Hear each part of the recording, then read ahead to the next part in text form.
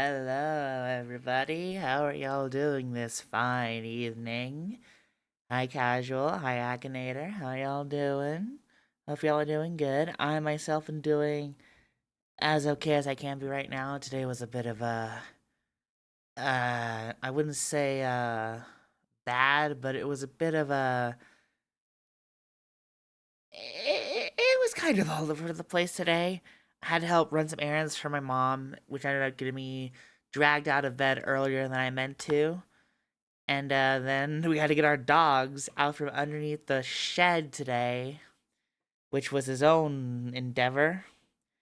And then and then after all that, I wanted to start the stream at around 1 or 2 due to a debacle with my dad, but it's not. It's Akintar. I'm so sorry. Like I said, I'm really tired. What was anyways, like I said, before I started, I meant to start this at around 1 or 2, but I was really tired and wanted to take a nap, and what was supposed to take 15 to 30 minutes ended up taking a whole hour. So now we're here, and I'm still not really. I'm more energized than before, but I'm still kind of not all there. Hi, Glitch. Welcome to the stream. Don't call me that. Long, short nap, it's fine. Yeah, that's fair. Thank you. But yeah, either way, I realize I don't really have the energy for a game that requires me to be as fully 100% there as off. So, my wonderful girlfriend, my beautiful wife, Corey, suggested I play something low energy like, say, PowerWash Sim. You know, I debated whether or not I should play this or some other video game that's low energy, like Insane Aquarium or Peggle. But honestly, this game feels the most. This feels like one of those turn your brain off and just talk kind of and clean kind of games. So I decided to go with that, which is what Corey suggested in the first place. But me being the stubborn bitch that I am, I thought, nah, I gotta see all my options. But hey, now we're here, and whew,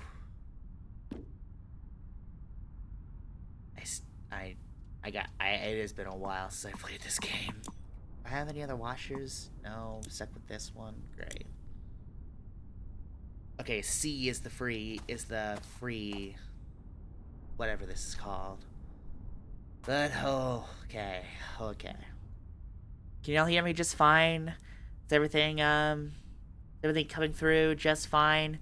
I adjusted my mic settings between Sunday and today, so there might be a few mic issues. Sorry, Mike. Welcome to Mars, Astro Washer. We're extremely grateful you took the attending. Yeah, don't be too thankful. I'm literally only here because I have no energy for anything else. Sorry, NASA, or whatever the fuck you are. Your liquid oxygen reserve has been carefully calibrated on the mission. That's probably a bad idea, considering how long it takes me to clean these devices. Seriously, though, can y'all hear me just fine? Is everything coming through just fine? Because I still don't know how loud I am compared to the video game right now.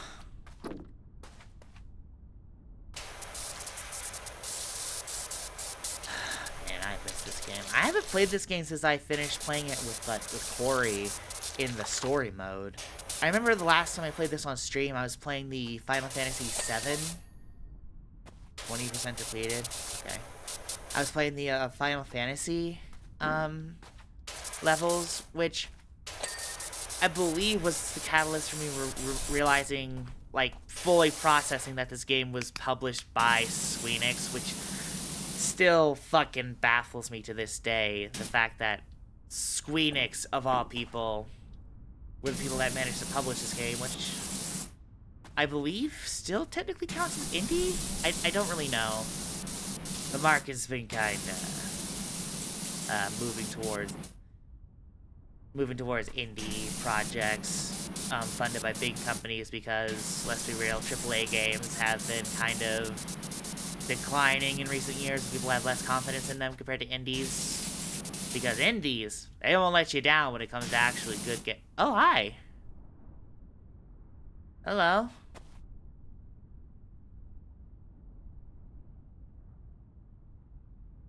What is that? Oh, right. Sorry. Watching. But yeah, like I said, indies have a much better reputation compared to the AAA scene nowadays. Well, anyways, that fucking drone like completely threw me off of what I was going to say. God damn it. Substance itself is an extremely powerful psychoactive chemical. What are you going on about? I was too busy talking to the audience here to pay attention to what you were saying. Galactus Industries. When exposed, the individual cannot help but act with absolute integrity. Okay. Cool.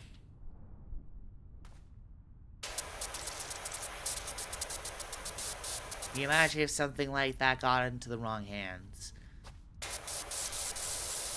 I guess. I guess so.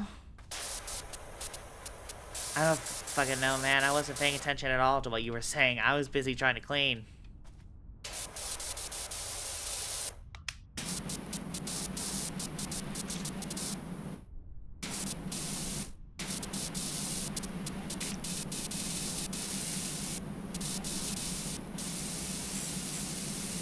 Oh, wait, don't I have... Yeah, I got this. Okay. Any other areas I'm missing on this side here? Oh, this entire area is just fucked. I feel like this spinning nozzle is very underrated. Because, like, on the one hand, it's not as precise as the red nozzle by itself. But at the same time, sometimes you just gotta have that area where sometimes you have to have that nozzle for, like, when you can't find this one area you need to clean, and, like, spraying wildly with the red nozzle isn't helping at all, you know? I really like the spinning nozzle.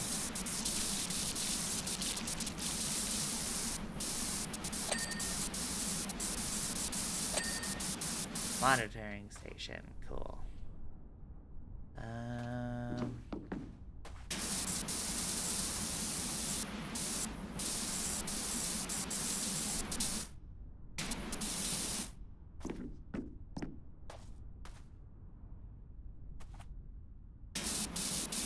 Trying to think of what I can talk about while I'm trying to focus on cleaning, because with me not being at 100%, I'm trying to make sure I continue talking without, like, without completely forgetting what I'm supposed to be here for, you know? Which is to clean. My life is nothing but cleaning. Cleaning the safe. Cleaning the dirt. Cleaning the muck. Cleaning the grime. You can never truly wash it all away. That's what Chris Delton taught me.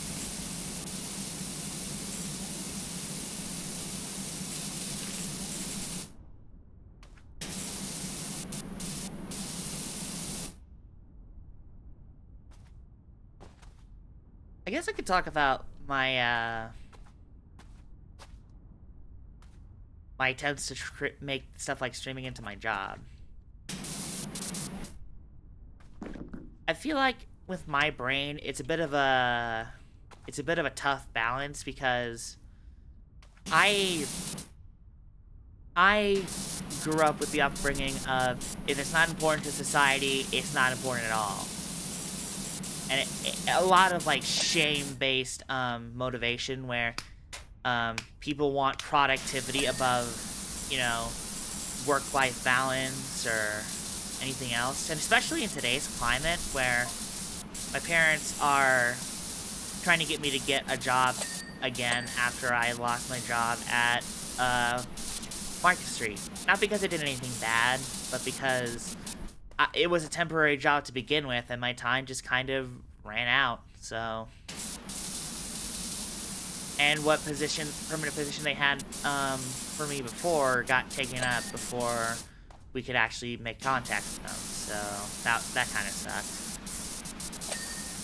And I did want to make this my job in the past, but a lot of the times I had to, like, get used to hunkering down and focusing on getting shit done, whether it be behind the scenes with stuff like video editing or getting stuff like I'm currently working on stream avatars for my viewers because I really like stream avatar.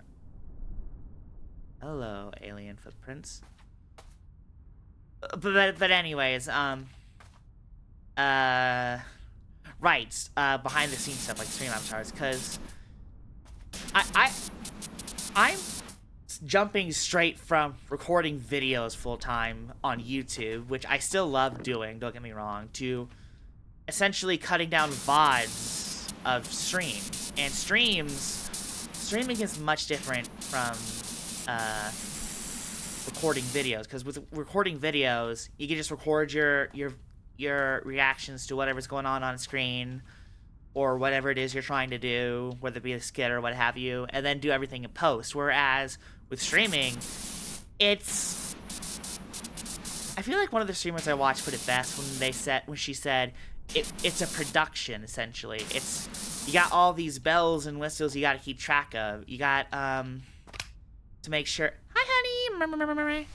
You got to make sure nothing breaks. Like, for example, when I had that stupid Wi-Fi dongle and not a dedicated Wi-Fi card on my computer. Hey, perseverance and ingenuity. Yeah, exactly. Perseverance and ingenuity. You gotta work on your schedule and make sure that everyone's informed, or at least, or at the very least be consistent enough so people know when you're gonna start streaming. What part of this is not clean? This is starting to piss me off. You also gotta make sure you have stuff prepared for stuff like, say, whether it be just a bit or when you're trying to, like, do something out of the game, so you have to do stuff like blur your screen or switch to a completely different screen, like this or this.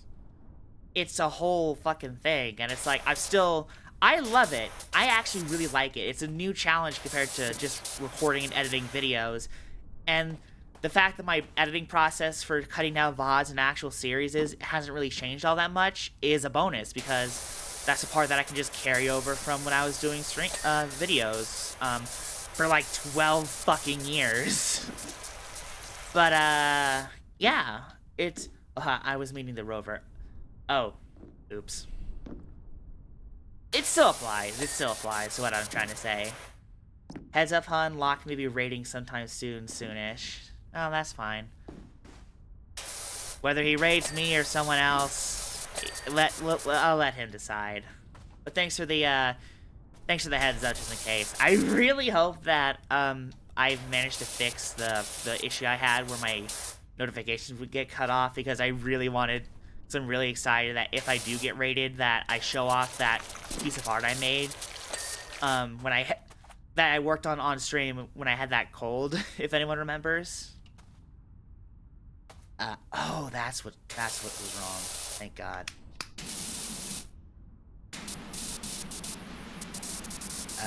Where was I? Fuck, I lost my train of thought.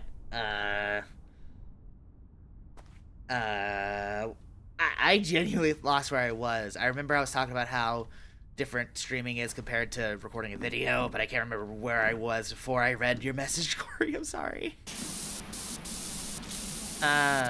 Either way, it is very different in a good way, but it can be a bit overwhelming for someone like me who's not used to being consistent, especially because I usually treat stuff like this as a hobby thing, but because I really do want to make this into my job, I gotta think about it like an actual job. And at first, that kind of something about editing. Yeah, I was saying that it was a good thing to carry over from like my recording days because I'm able to edit VODs pretty quickly and efficiently. But yeah, I especially someone like me who, once again, putting hobby level work into something I want to make my career, it's exactly going to cut it when I want to actually make a living off of this. So I've been trying to transition into the mindset of being consistent and treating this like I would an actual job, which kind of scared me in a way because I was worried that, shout out Galactus, I'm talking to my audience. I was kind of worried at first that, me treating this like a job would take all the fun out of it, but I'm realizing that, no, not really. I just had to find a system that works for me and my brain, you know what I mean? It's just, I just had to find something that was consistent for me, and because it took me a while to find that, that method, it kind of scared me a bit, because I was worried that I didn't enjoy this thing I've been doing for 12 goddamn years, since 2014, as a matter of fact. But no, it was literally just because I was switching my mindset from just a hobby level thing that I want to do for fun to something I also want to do as a job. And also the fact that I'm switching to a completely different medium, because streaming is, in its own way, a medium. It's a production where you're both the main actor and the stagehands, with some extra help with people like mods, like my beautiful, amazing, adorable wife right there. But like, yeah, for the most part, you're mostly doing this by yourself.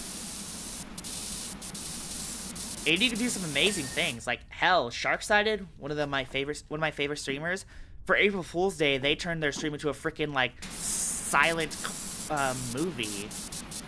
Where, like, you know those old-ass silent movies where there would be, like, a plunky-plonky song playing in the background, and every time a character talks, it would cut to a screen with text for what the character would say in that moment.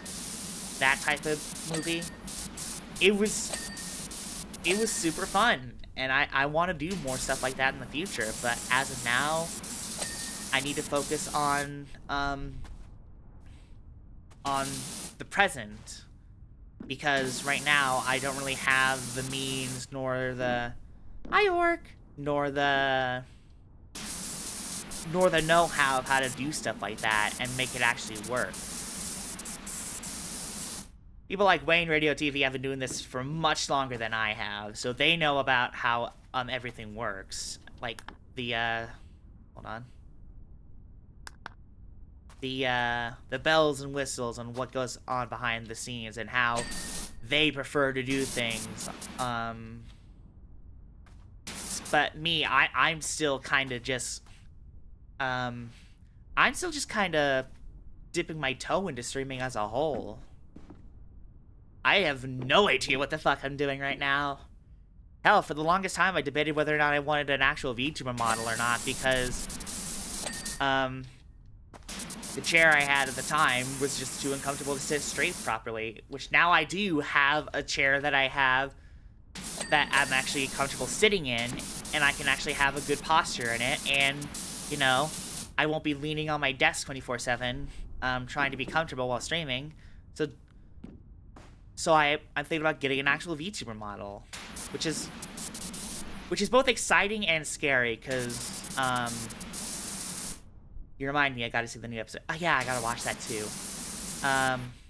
Yeah, that's another example of stuff what I mean when I say like people are capable of doing great things on stream.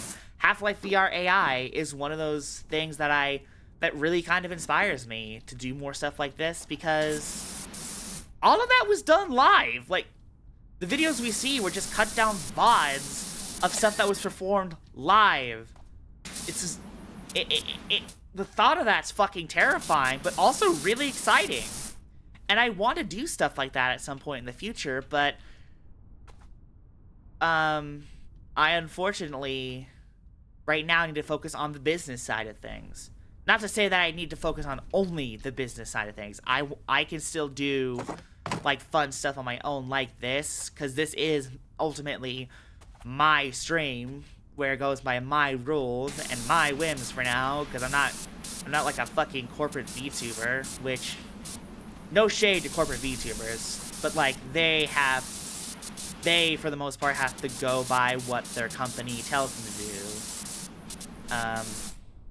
Not entirely, like it's still their production, but it's a production formed by a company who has a reputation to uphold and has like guidelines for how like they can cultivate an audience and whatnot and stuff like that. But still, I'm doing this all by myself with so far very minimal help right now, and it's it's kind of scary, and it can be a bit overwhelming. But at the same time, it's like, I'm sorry, by the way, if it feels like I'm talking in circles. I kind of am. I'm trying to... What the fuck am I missing here? My point still stands. There's a lot of potential with this. I just gotta figure out, like, what I want to do, aside from just what I've been usually doing, if I want to do anything at all. Because there's a lot of potential. And I don't want to just stay stagnant, because staying stagnant is the killer of, you know, having fun, in my opinion. Which is also a bit of a counterproductive thing, because I'm also one of those people who tends to love a routine, which is another positive when it comes to having this as a job, is that there is more or less a routine you gotta follow, which I love, because I just gotta, but it's not a routine that I can just that I can rely on someone else to make for me. I gotta make this for myself, and having autism and possibly undiagnosed ADHD, that can be very difficult, because I'm my own boss with my own rules, and I gotta set my own times and schedules when I'm so used to like relying on other people to help me with that. Which was another factor as to why I was scared that I wasn't enjoying this thing I've been doing for 12 years. Actually, hold on, let me do the math real quick. I started this in 2014, it's 2026, so... Yeah, no, 12 years. There we go, Jesus. What the fuck is this? Wait a minute. Oh, right. I remember this part specifically because I remember watching Mark's video on him doing the Martian rover when he was playing this game.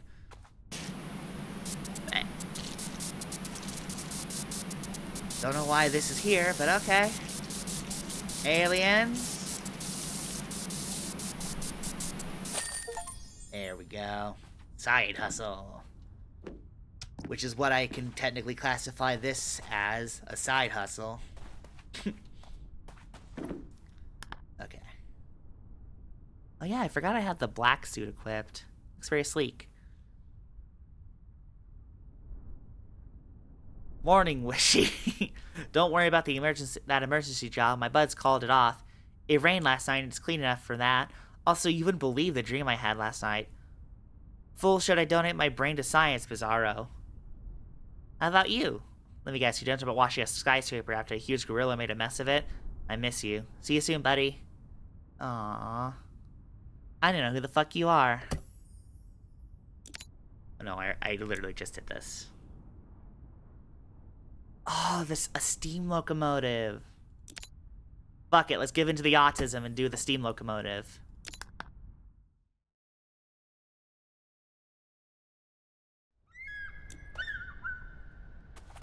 Oh, I forgot I had this PowerWash.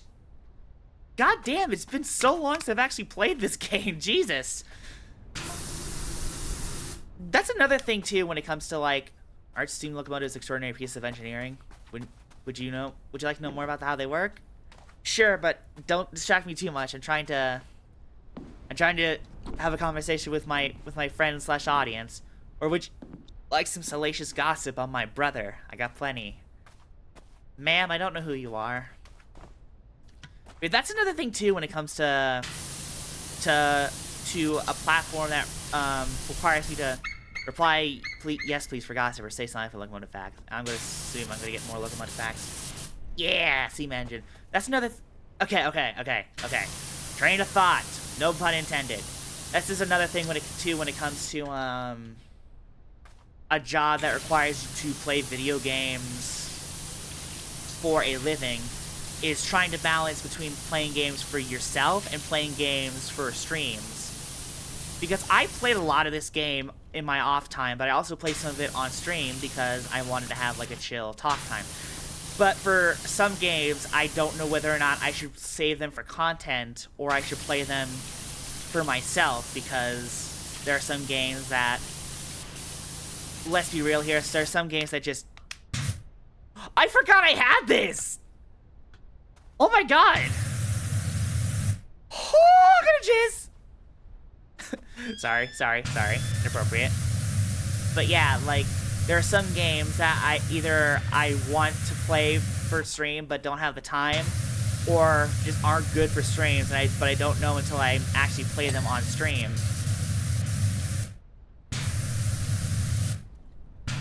In which, for example, there's this game called Eastward that's been in my library for a while now, which looks really fucking fun, but I've been putting it off because I don't know if I want to play it for content or play it for myself, or if I just don't have the time to play it, you know what I mean? It's such a delicate balance you gotta find, because sometimes you like,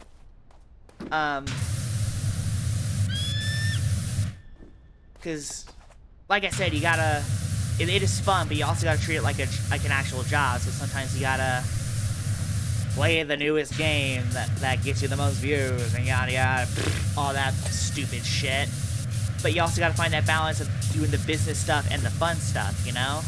It's a very delicate balance, and even after doing this for 12 years, because again, I've been putting hobby level work into this, that I'm still trying to figure out. Which, again, you would think me doing this for literally for 12 years, literally since 2014, that I would figure that out by now, but no. I still have yet to actually put in the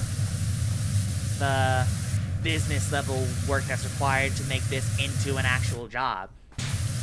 Which is, I guess, is another benefit to me actually streaming, because I managed to get to affiliate by just kind of bullshitting around, which I am also very thankful for. Thank y'all for getting me to affiliate on Twitch. So it kind of pushed me to actually like try and think of like the business side of things, like how much I should put in for fun and how much I should put in for business, and trying to figure out that balance.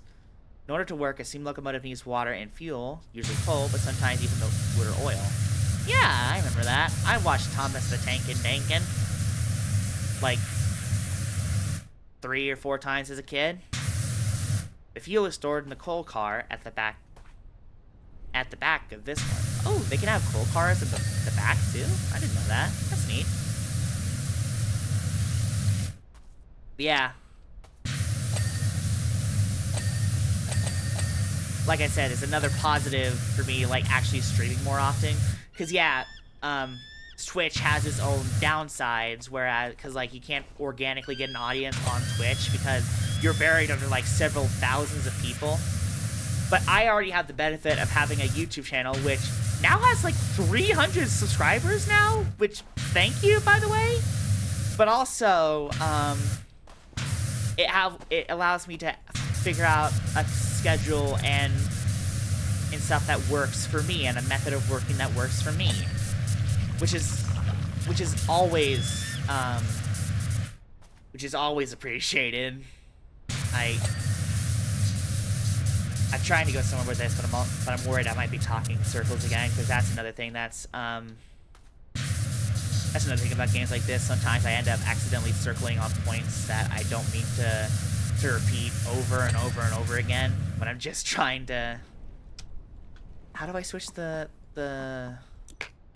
Yeah, here we go. Yeah.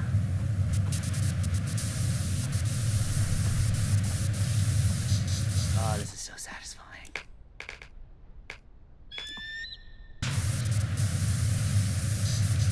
Especially someone like me who tends to lose focus a lot of time. Like, trying to keep the point you're making can be very difficult. Yeah, I really am appreciative of the fact that I'm able to have this opportunity on Twitch at all. With the experience I had from doing YouTube since 2014, I keep harping on this point.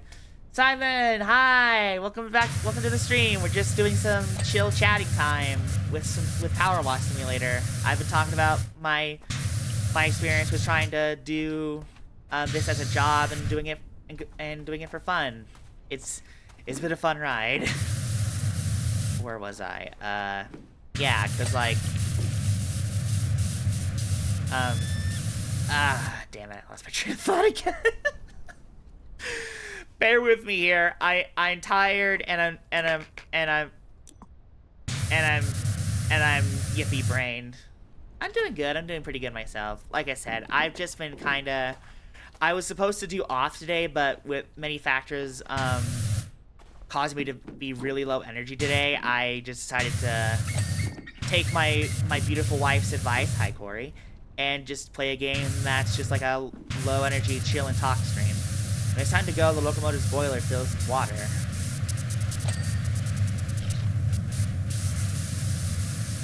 Okay, cool.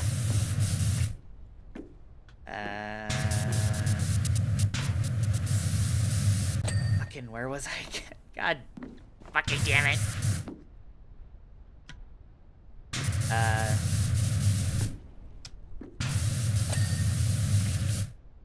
Then, as the drivers pump coal into the furnace, the water is heated to become steam, which powers the pistons and makes the train move forward.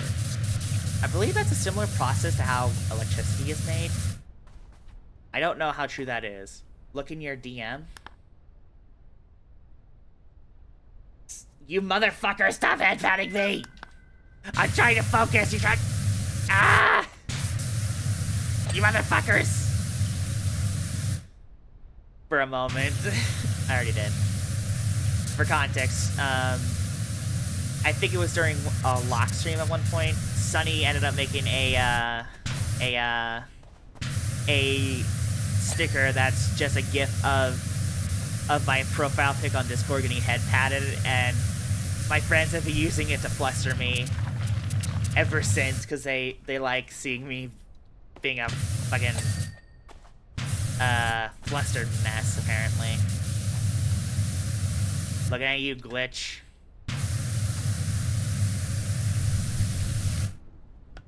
I'm gonna go back to the point I was making earlier.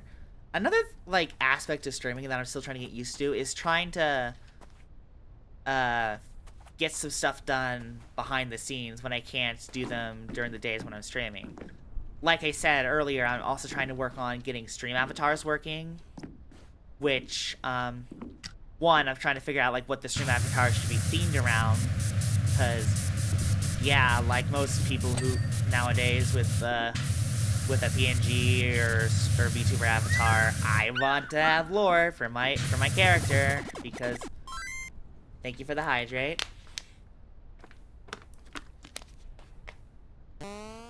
And the stretch. Yeah, I want to figure out how I should go around doing the stream avatar, whether it be just like a silly little thing I have to entertain my chat, or that combines aspects of the lore I'm working on for my Sona. The working theory right now is that I want them to be like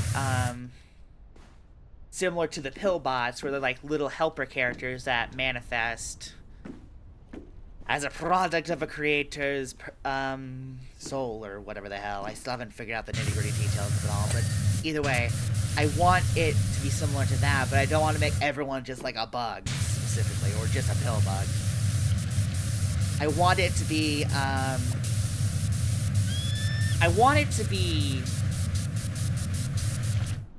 oh, hold on, I'm trying to find the words. I want it to be flexible enough to where like anyone can like. You have Splatoon? I do have Splatoon actually, but my Switch has been having a network issue, so I haven't been able to play it as often as I wanted to. But anyways, but I also want it so that to have that flexibility to where it can be just like it can either be just like a generic thing like with or it can be personal to each viewer, like what Omega has for her stream avatar. Where, hi Locke, welcome to this. Welcome. I'm gonna be honest, I generally wasn't expecting you to be here. Hi everyone. Hi Raiders. How y'all doing? Hi. Attack the previous glitch! Stop calling me pretty! For God's sake!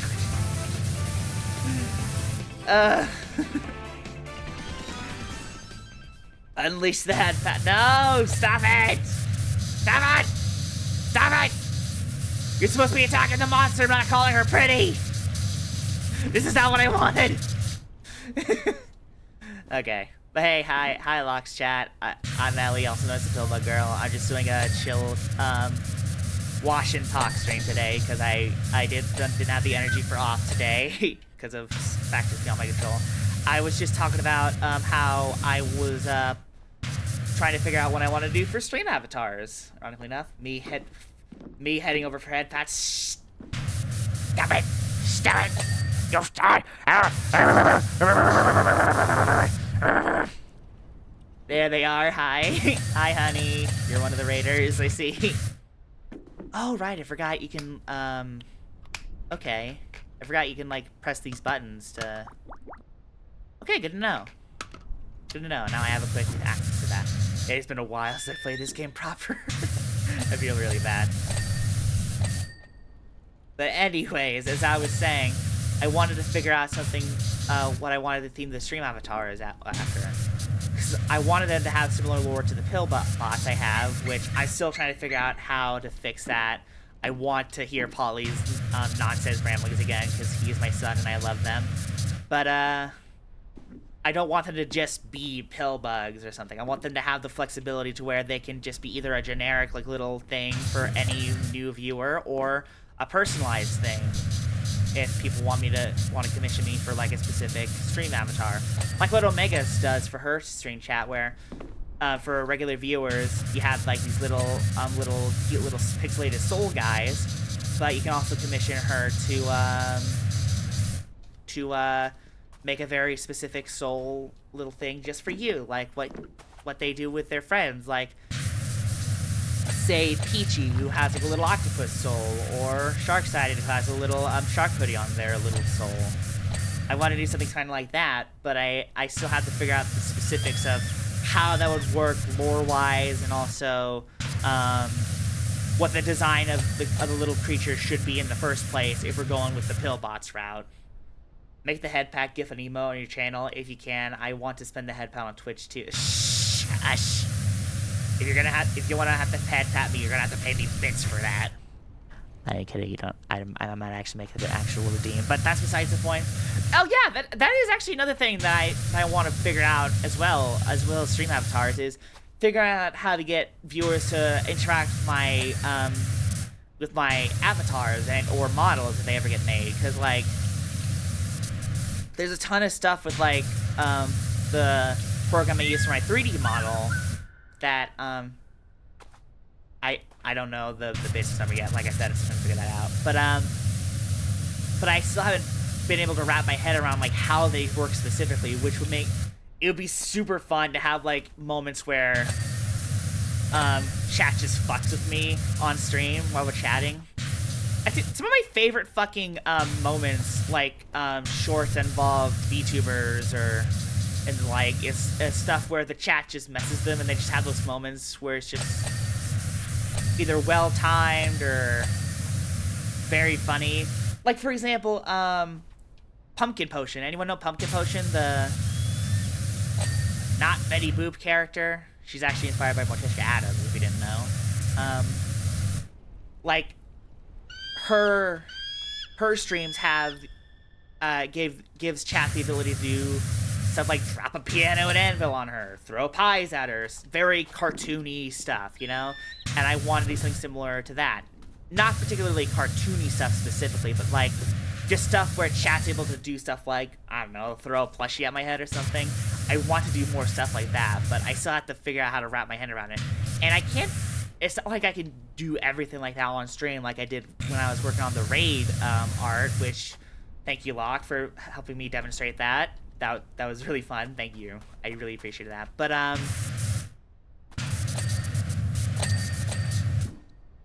I can't do everything at once.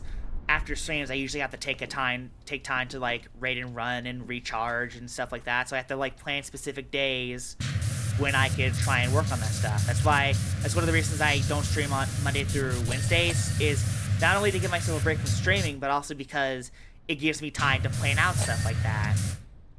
Well, I go now. Bye-bye. It's 11:36 p.m. Go to sleep, Simon. Yes, please go to sleep. Oh my god, dude. Take time for yourself. Don't stay up all night just for me. Please. I'm begging you, man. Glad to have you here, but please don't ruin your sleep schedule for me. I'm already doing that enough as it is, trying to get this shit done. Yeah, essentially, it's just a work-life balance thing I gotta work on. Huh? Hold on, wait, what was that? What? Glitch? How much money did you give me? I didn't see the notification. I heard of the. I have tomorrow a German exam. I need to wake up at 6 a.m. so I can go to school on time. Yeah, please do that. Please do that. How much fucking money did you give me? Hold on, I didn't get this. There's no notification for that. I had that. That's rude. That's rude to ask. Wait, is it generally though? This is a genuine question. I don't know if it's actually rude or not. I'm very slow when it comes to this shit. I'm sorry. But yeah, holy shit, thank you, but also, huh? Okay. Sorry, I wasn't trying to be rude. I was asking that because I didn't have this Ko-fi thing up at the time, so I didn't get to see the notification pop up, and there's no notification in the activity feed for that, so it just kind of caught me off guard. Sorry. Thank you, Glitch. Please don't spend all your money on me. I'm just here to chill. I don't think it tells us. Usually, if you have the thing on the bottom left, which I just turned back on, it usually tells you who donated and how much. But I don't really... Nobody really donated, so I just kind of turned it off. That caught me completely off guard. Thank you, Glitch. Holy shit. I know I keep saying this a bunch, but thank you. Fucking thank you. But also, don't spend all your money on me, please. You don't have to... Though it is appreciated, you do not have to spend money on me to enjoy the streams. But thank you. I really appreciate that. Seriously. That's also another thing, too, when it comes to streaming, is that a lot of streamers rely on donos and stuff to make a living. Which I completely understand that. You gotta make a living somehow, because Lord knows Twitch and YouTube aren't gonna pay you properly for what you do, especially with the bullshit community guidelines and the AI overviews. Glitch! Hey! I said stop! Don't do that! Appreciate it, but also don't spend all your money on me, please. But yeah, I don't want people to also throw their money at me willy-nilly, because I know what it's like to be... Don't tell me what to do! Oh my god! I don't want to ask people for money, but I don't want to ask people for money, which is one of the reasons I always say...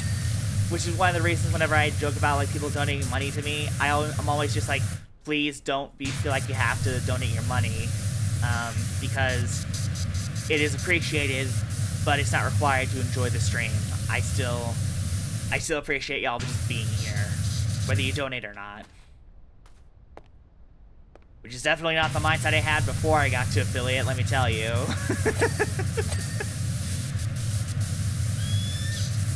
Because that was still back when I wanted to,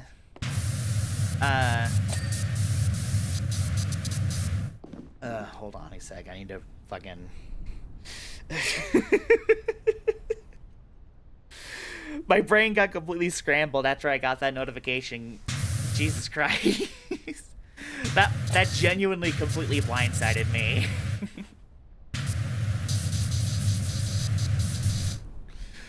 Okay, where the fuck was I before Glitch jump scared me with being generous with their money? I remember I was talking about how I wanted to get stuff done in the background, but still trying to make sure I find that work-life balance so that I don't burn myself out and make this process completely miserable. With stuff like stream avatars and chat interactions with my model. There were like several programs that allowed that had stuff like that built in, but were so complicated that I just couldn't wrap my hand around it and just decided to stick with just the model for now. I don't know if they have anything like that for VideoTube. I hope they do.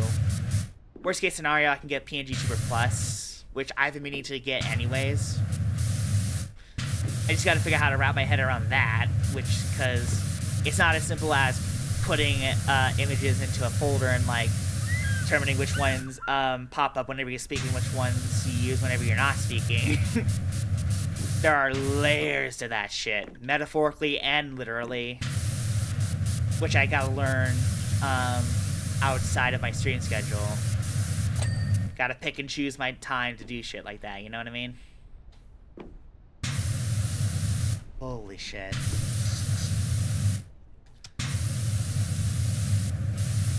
Okay, so things are at work are becoming interesting and kind of scary. I'm not quite sure how to process things right now. How so, hun? If you don't mind me asking, I mean. You don't have to say anything if you feel like you don't want to. There we go. Okay. What am I missing? The signal lamps. What the hell are the... Oh, these things right here. There's one. There's two. The smoke box. Thank God. I was worried I was gonna have to fucking look all over for that thing.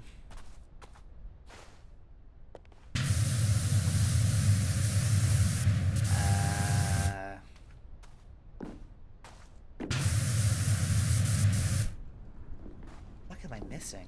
Hello? Oh, there it is. There's some of the smudge.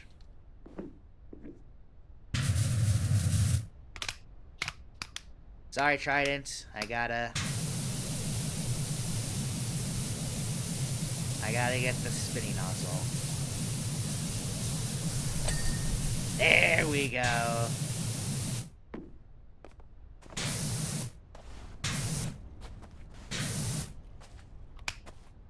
Okay. Gotta be... I think the rest should be over here. Awesome. There we go. There we go. I got that. The speed controller, which I believe should be up here somewhere? Yeah! Okay. What's next? Boiler. Alright, there's this other section right here that I completely forgot to clean. I was so blindsided by fucking Glitch throwing money at me that I completely forgot about this segment.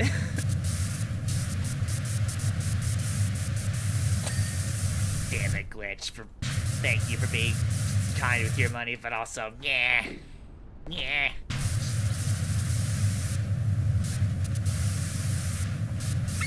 Generally, I genuinely just kind of blanked whenever that happened, because I had set that notification sound a long ass time ago when I first started streaming.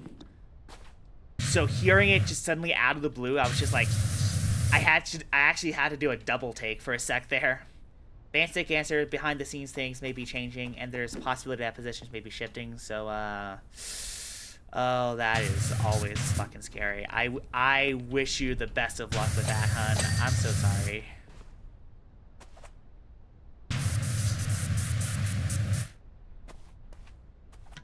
Oh, that thing right there. What am I missing here?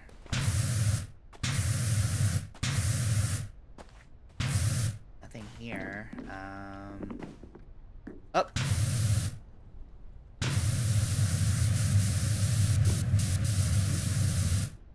Oh yeah, I didn't get anything from this side, did I? Yeah, okay. There are some parts here that I'm missing.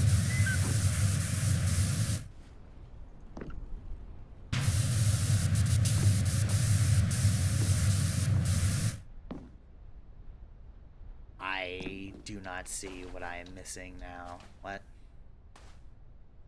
Yeah, I know. But what part of you am I missing? Boiler. There we go. Okay. What else am I missing? The cab ceiling.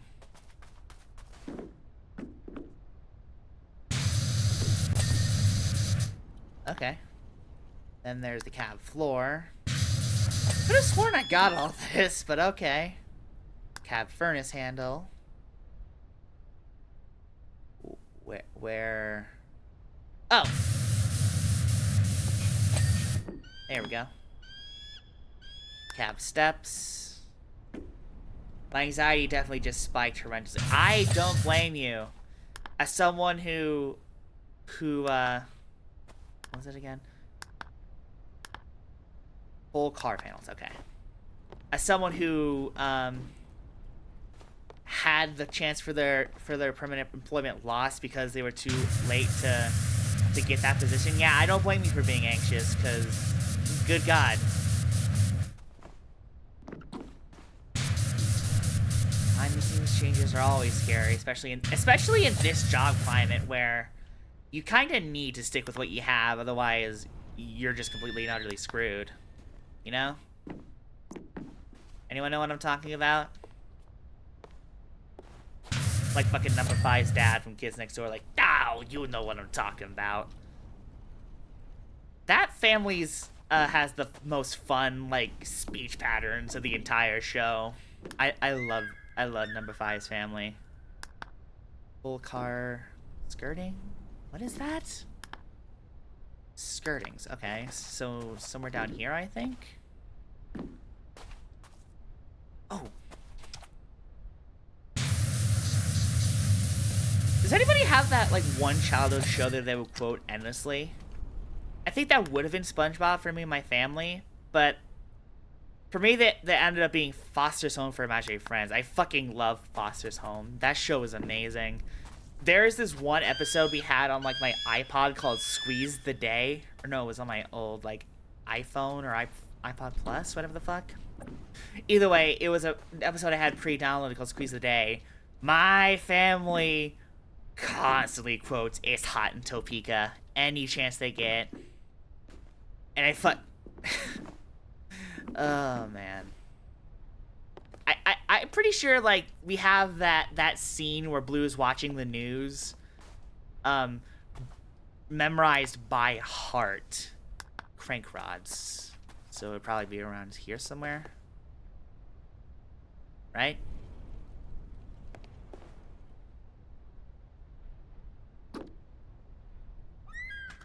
I think the rods be here somewhere. Yeah, but there's also the aspect of things they want me to be shifting to. That's definitely feeling. Yeah, that's absolutely fair, hun. That's absolutely fair. I also gotta remember I have this thing on the top left where I can check to see if something cow catcher. Ugh. But I can just use this to determine. Oh, up. Rank rod. There we go. God.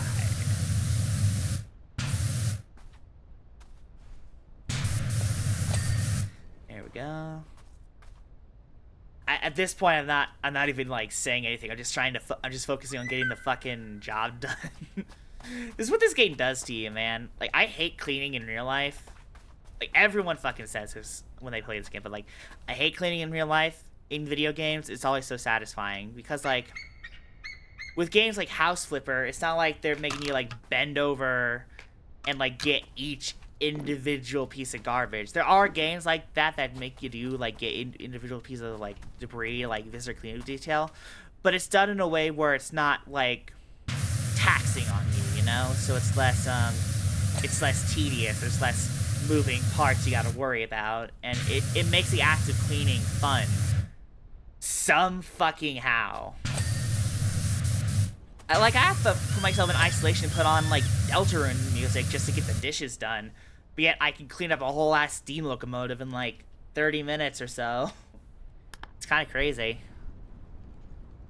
Direct control. I assume that's here. Yep. There we go.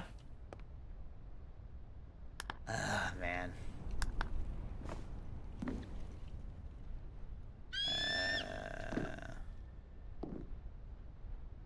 Up. There we go. That's the majority of that done.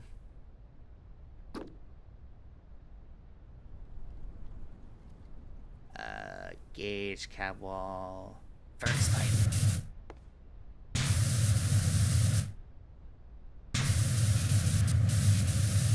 What's up with you? Why won't you clean?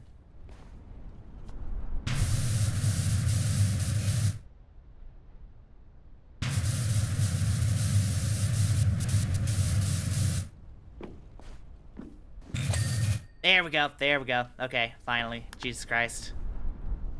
Where's the drive rods?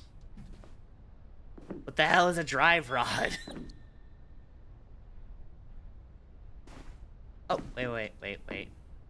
Cab buffer. Hook, ring.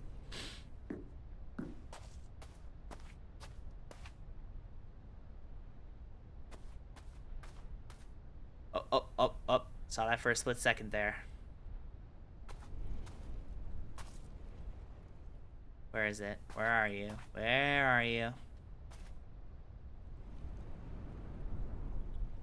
Oh, somewhere over here.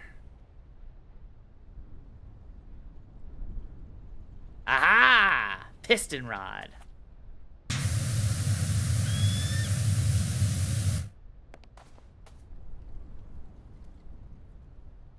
Where the fuck is it again? I've already lost it. God damn it. Okay, so it's this thing right here. What am I missing for you? There you are. There's all that grime I'm missing.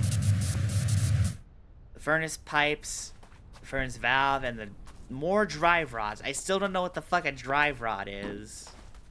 I've yet to... Oop. Hold on. It was somewhere here. I'm like eyeing the top left of the screen. Oh. Yeah! Okay, there it is. Oh, no, not what I meant to do. There's that done.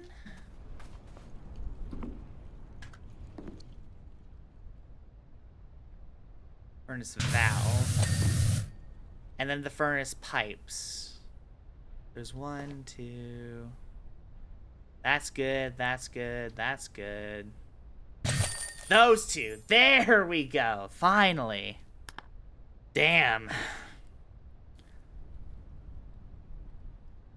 Oh, that's satisfying. Thank you for recommending I play this game today, babe. This is definitely what I needed after the hectic morning I've had. Holy shit. Okay. Oh, you want to know another thing I want to try getting in the future? I want to try getting a music playlist recommendation for like games like this where people can recommend a song and add to a playlist either via bits or via channel points. And if I can actually play it on stream without getting copyright struck, I will actually end up playing it. That could be fun. Because right now I'm kind of tempted to put on some, like, Poker Night at the Inventory music. Because Poker Night at the Inventory has been a fucking godsend when it comes to my productivity. Oh, right. I forgot about I had this. Why do I only have this? Okay. Do I still have the trident? No, you're not even gonna let me have the trident. You... Oh, you suck ass, don't ya?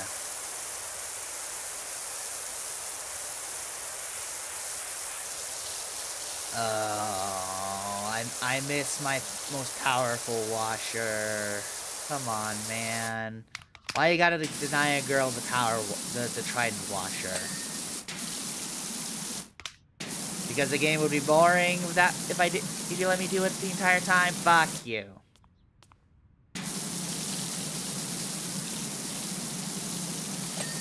Fuck your progression. I want my trident.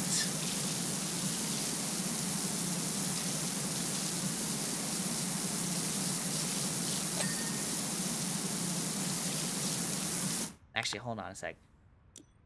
Where's the store? There's the store. We got the medium duty right here. Is there... No, this is not... No. Equipment. No, it's only for the Vista Pro. God damn it. I was hoping that there would be like a trident for each individual washer, but no. Fuck me.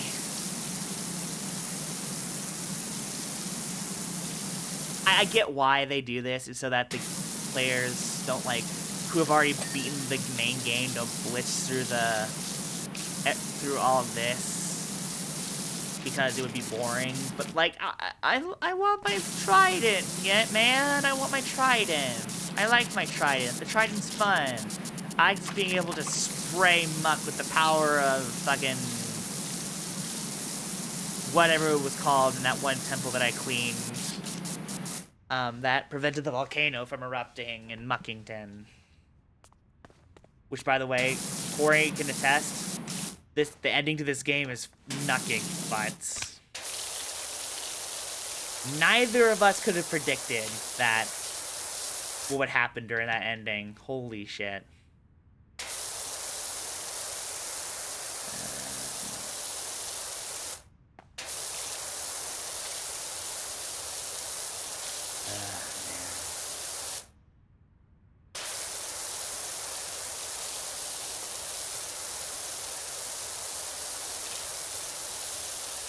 Now I'm fucking curious. Hold on, give me a second.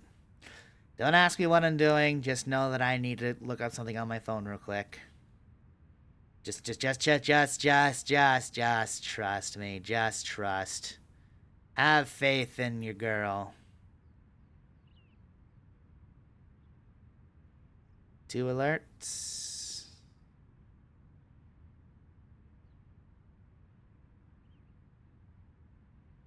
I know it was rude of me to ask this, but I genuinely am curious.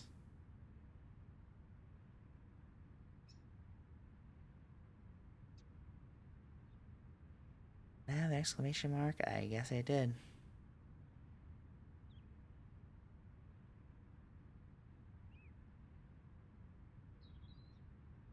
Alright. 25 Glitch? I think I love you. Twice? Oh, Jesus Christ, man. Thank you for the $50. Fucking hell.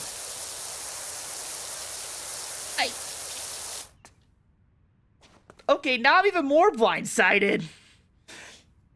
I would have understood if it was like $5 or something, but $50? Glitch, you're insane! Thank you! But also, don't throw that much money at me!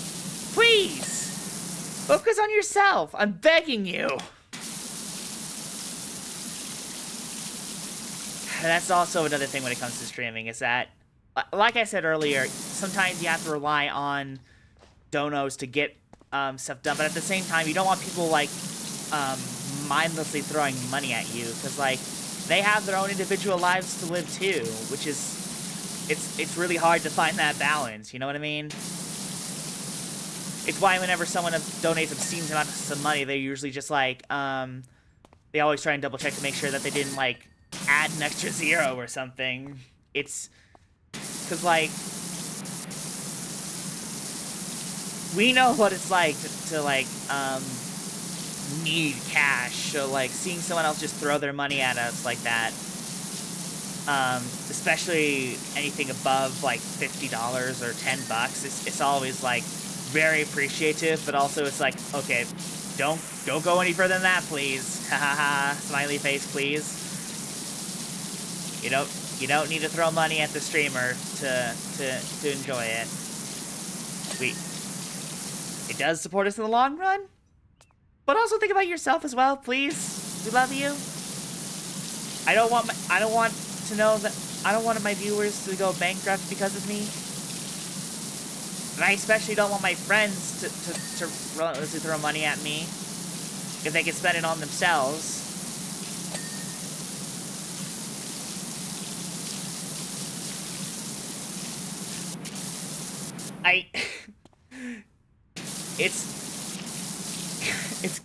It's really funny because I have a habit of throwing a bunch of money at my friends, and they always tell me to save money for myself. And then I'm always just like, no, you deserve the money. And then whenever like they do that same thing to me, I'm always just like, dude, what are you doing? Hey, no! I'm supposed to be the insane one. Hey, stop that. Oh man, does anybody know? Is there an actual term for that? Is there even a psychology term for that? I'm just kind of pulling around the shit up on my ass right now at this point. Oh my gosh. Like I said, streamer's very tired. Streamer's brain's not functioning properly, and streamer does not know what to say right now. Sorry about that, y'all.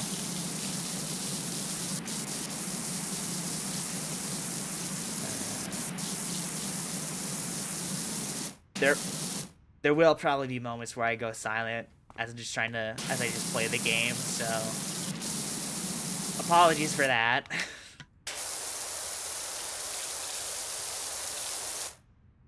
I miss my trident. I genuinely just miss my trident. I want my trident back, please.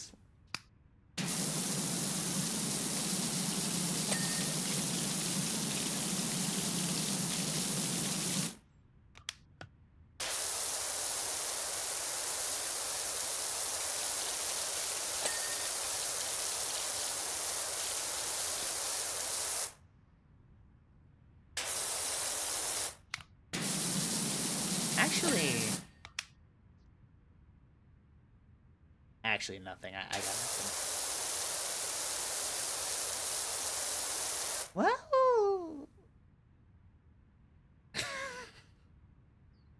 I've gotten to the point where I have a topic and then my brain just like, no, pull it back. That's another thing too when it comes to streaming, because like, for me, being an autistic person, I'm usually told that I have to like not ramble on so much because, you know, either it's annoying or it's rude to talk too much and not let other people talk, you know, because it's like, but streaming and stuff it's one of those things where I have to break out of that habit of like silencing myself for the sake of others, because I gotta remember, this is my platform. I can talk about whatever the hell I want. Will there be consequences of that? Probably. Definitely. That sounds like I'm going to say something controversial. I promise I'm not. The point is, if someone has a problem with me, like, talking about my interests on my stream, I don't have to silence myself just to appease to them. I have options, you know what I mean? I can actually... Either they can leave, or I can time them out if they're being annoying in chat about it, or stuff like that. Like, I have full control. It's not like, it's not like I have to like quiet myself, which is what I'm so used to doing most of the time in my life, whether because of bullies or because I'm trying to mask for the sake of like presenting myself to freaking neurotypical people, so I can do stuff like get a job or work on school stuff. It's stuff like that. Y'all know what I'm talking about, where you have to be completely conscious of like how you present yourself, whether it be like not having like a resting bitch face, or making sure you're not talking too much, or not making sure you're not staying quiet too much. It's a whole fucking thing, and it's like it's one of those things where I'm not used to like I'm still not quite used to breaking that habit on stream. Because with stream, it is one of those cases where I am trying to like be entertaining and like being appealing in some way, but it's like I don't have to be appealing in the same way I do in like a social setting and like a business setting or whatnot. I can just talk. I can actually just talk and ramble out whatever the hell I want, because this is an environment where I can actually do that, you know what I mean? And it's just... it's hard to break that habit, especially because,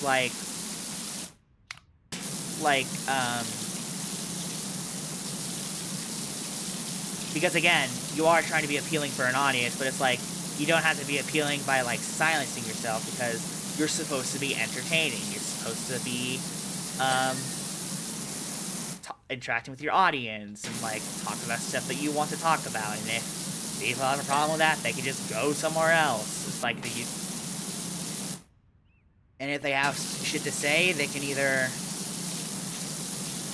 well, you can deal with it however you want. It's not like you have to, like, quiet yourself and go, I'm sorry, I'll never bother you again. Like, no. My platform. My fucking house. I arrange the furniture how I want. If you come into my home uninvited and tell me how to arrange my furniture, you'll be met with skeleton divine death blast. I fucking love that audio, by the way. I quote that any chance I get. It's so good.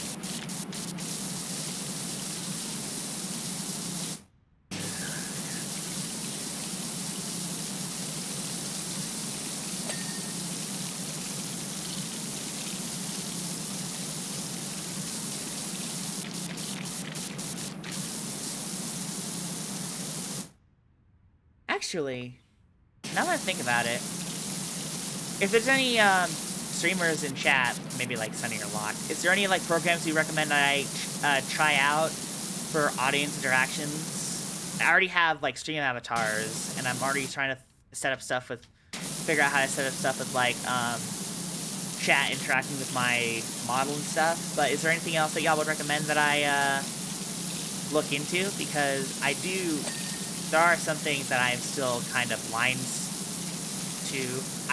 There are still things that I have, like, blind spots on when it comes to, like, streaming. Because, again, I mainly did recording stuff, so I'm not used to figuring out, like, what stuff I should add for audience interaction outside of, like, what, comments or something like that. There is only so much I can do by just, like, answering questions in chat, sadly. I do love talking to chat. Don't get me wrong. I love talking to chat. It's just that, I want to do more for my audience. I want to give them more to do to, like, give them an incentive to stick around.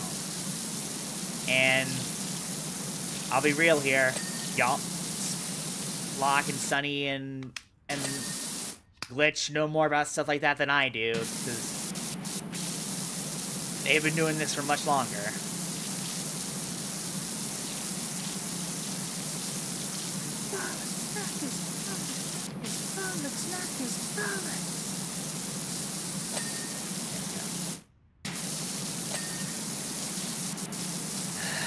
Satisfying.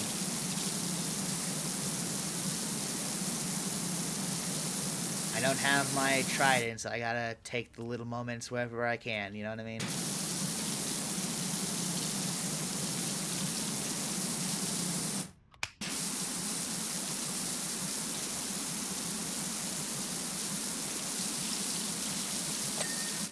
Is this done?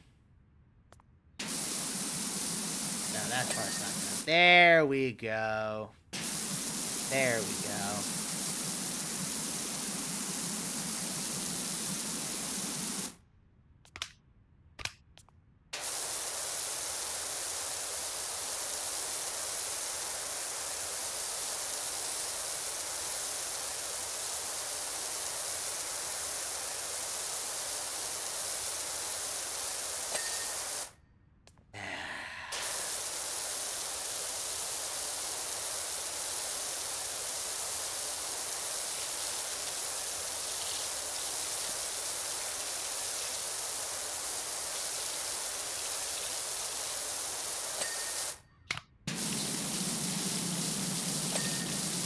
There we go. We're finally getting somewhere now that I'm not just using the fucking red nozzle all the time. I've been fucking spoiled by the Trident. I will say I love that fucking thing. Literally, the minute I was like keeping track of the money as soon as I saw it in the fucking shop. The minute I got it, I just sprayed the rest of what I was cleaning at the time. I really fucking love that thing. But I also kind of relied on it a bit too much, hence why I'm just using the red nozzles a bit too much. I gotta remember I have other nozzles, you know?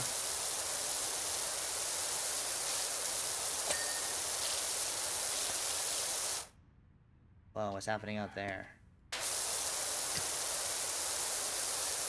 I hope that's not getting picked up on the mic.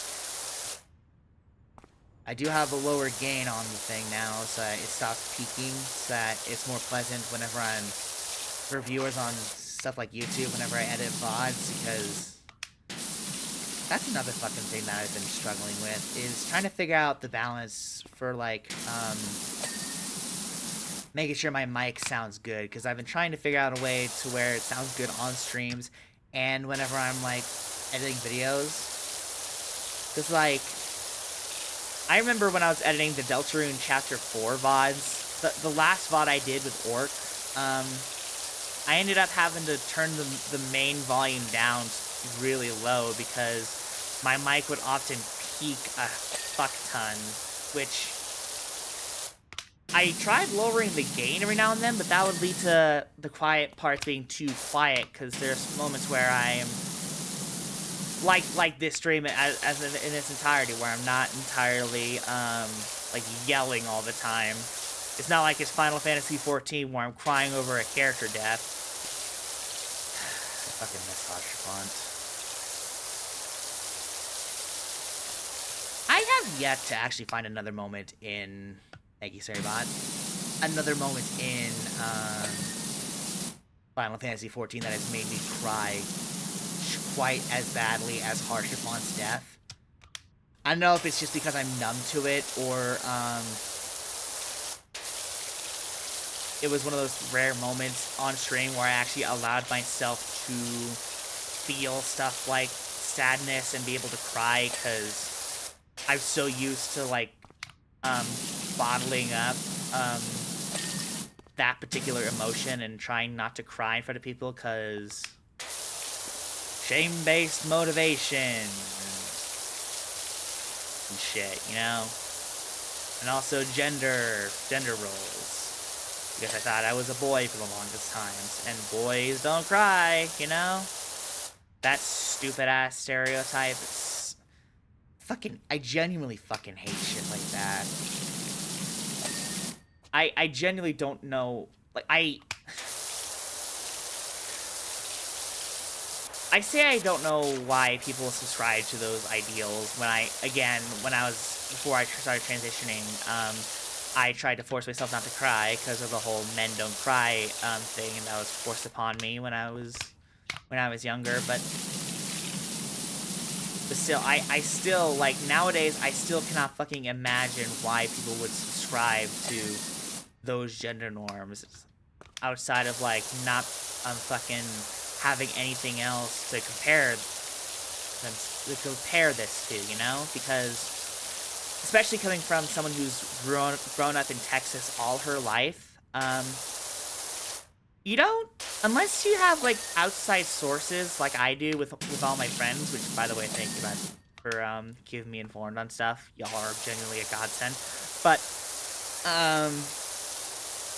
unless you have outside sources who are willing to help you, you don't really get a lot of information, let alone chances to experiment with stuff like gender identity or sexuality and stuff like that, which I am very thankful that I have a family who was willing to accept me for not only being not heterosexual, but also not cisgender, you know? Like, I do not fucking know how I managed to, like, just boldly tell my parents, hey, I'm trans, or hey, I'm gay, or bi, or whatever. It just... like, I probably wouldn't have been as, like, Hail Mary about it, now as I was then. Because, like,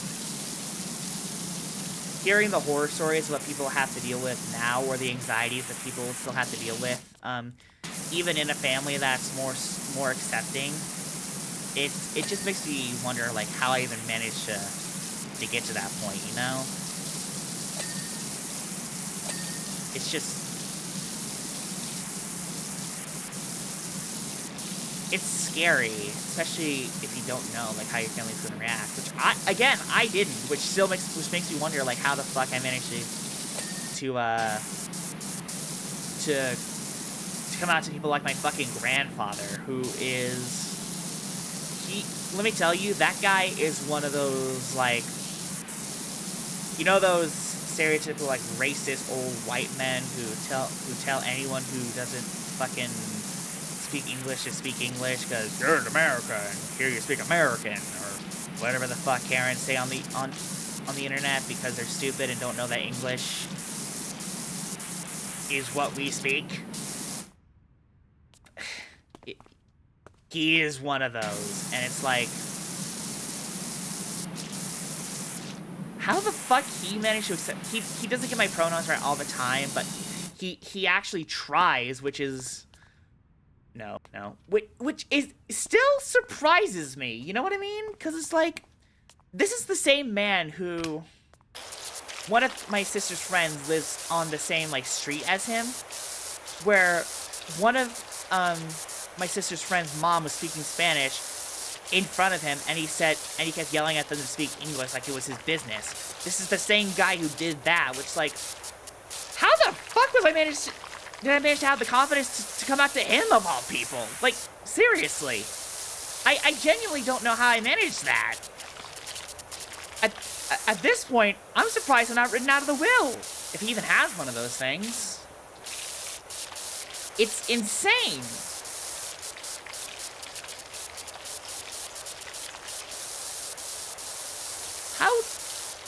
How? It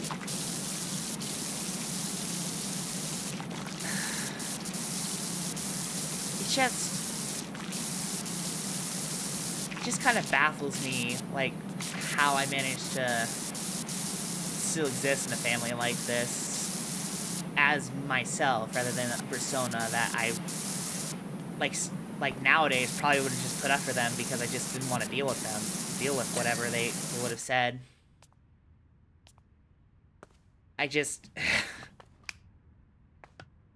I'm a bimbo, plain and simple, I knew that, but there are moments where even I look back on, and I'm just like, honey, how are you even functioning as an adult nowadays?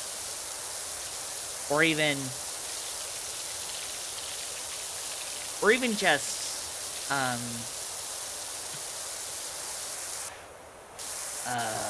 brains, not braining right now, words, where I managed... it's just...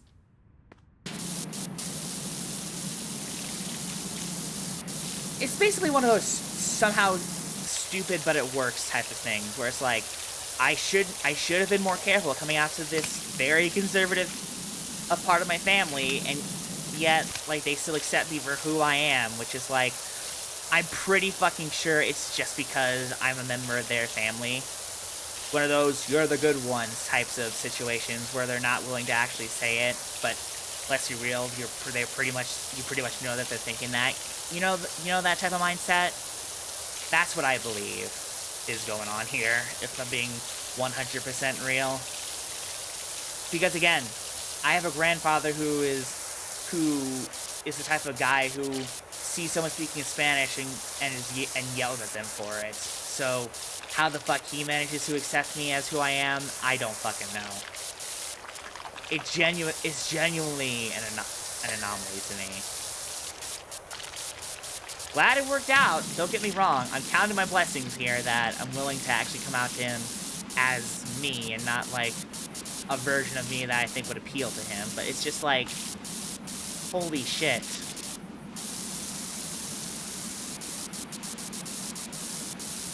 My head is spinning so badly now. I'm sorry, hun. I'm really sorry about that. Is work getting a bit overwhelming right now?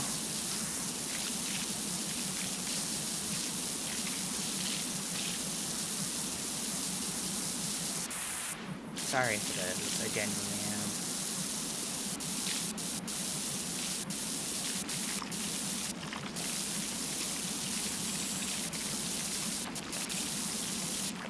I can't force on work. I'm sorry.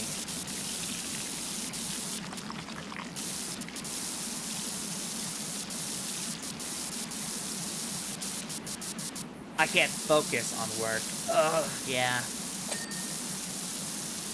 I feel that. Autocorrect sucks, I know. Yeah. I feel that so hard. It's one of the reasons I find it so difficult to find the business aspects of streaming, because it's like, there are moments where I need to hunker down and focus, but I either get too distracted or I burn myself out because I'm too hyper-focused. It's so annoying. I am glad I'm starting to find that balance finally, but still, I know where you're coming from, babe.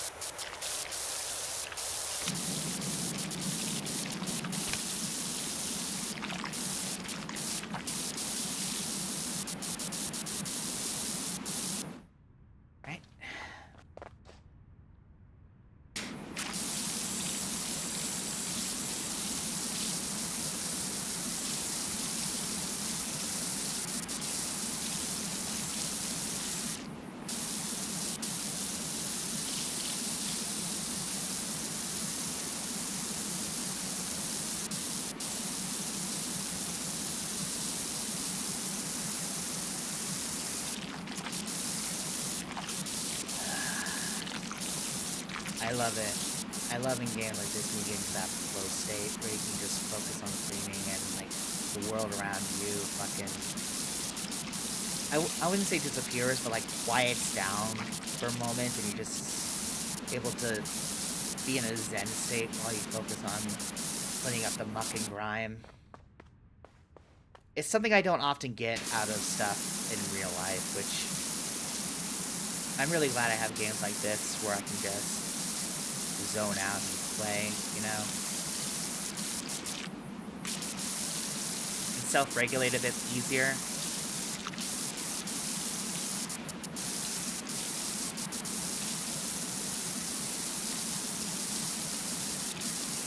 It's one of the reasons I wanted to try streaming some, like, old PopCap games like Zuma or Peggle or something.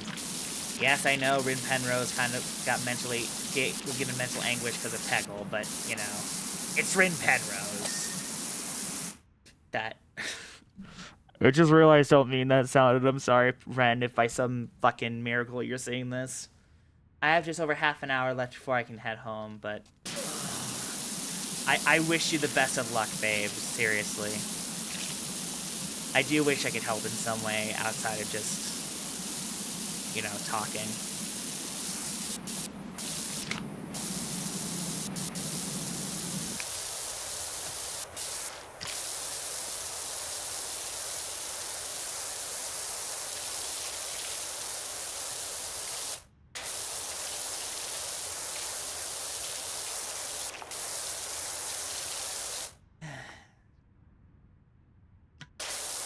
I'm also realizing that I probably need to get something to eat either after or during the stream. I don't want to order fucking DoorDash like I did with the Final Fantasy streams because my parents have been on my ass about pinching pennies. Rightfully so, I will say, rightfully so. But if I were to get food for myself during this stream, I might end up like actually getting in trouble, and Lord knows if I've dealt with enough of that shit today as it is, you know?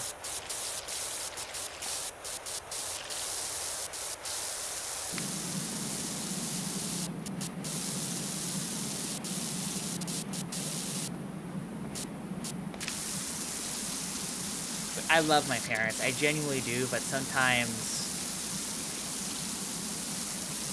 the way they react to certain things just makes you just not want to tell them shit. You know what I mean? Like, how, like, certain people react to certain things that makes you just want to, like, not get them involved in the situation, because it's like, you know they're just gonna end up, like, making it worse, and you can't de-escalate it at all. And they are trying their best, I will give them that, but sometimes it doesn't... It's gonna sound so fucking shallow, but... sometimes it doesn't feel like they're giving enough of their best, you know what I mean? Like they could be doing more to improve themselves.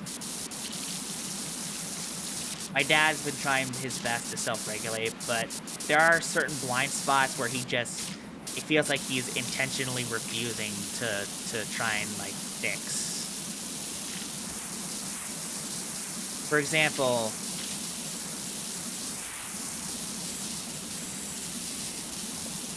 I'm trying to think of a good example. That doesn't involve something that just happened today. You know it's great. I took the car out to get some food because I wanted to get something in my system quickly before the stream started. Because I didn't want to spend any more energy trying to make something for myself, which I ended up doing anyways because of what happened. He ended up calling me and, like, getting on my case. I didn't want to tell him that I got food or wanted to get food because he would have fucking freaked out of me, like, wasting money, quote unquote. So I just said I just needed to cool off because I did need some alone time because of all the hectic shit that happened, and yeah, I am usually alone in my room, but, like, I just needed to be alone in a space where no one else was in there, and Lord knows Dad doesn't ever leave the house, you know what I mean? So it's just like, I just gave him something to fucking get him off my case, and he kept saying shit like, you need to think before you act, and fucking exploding on me, and I'm just like, I didn't say this out loud, but in my head I was just like, you wonder why we don't tell you shit? Seriously?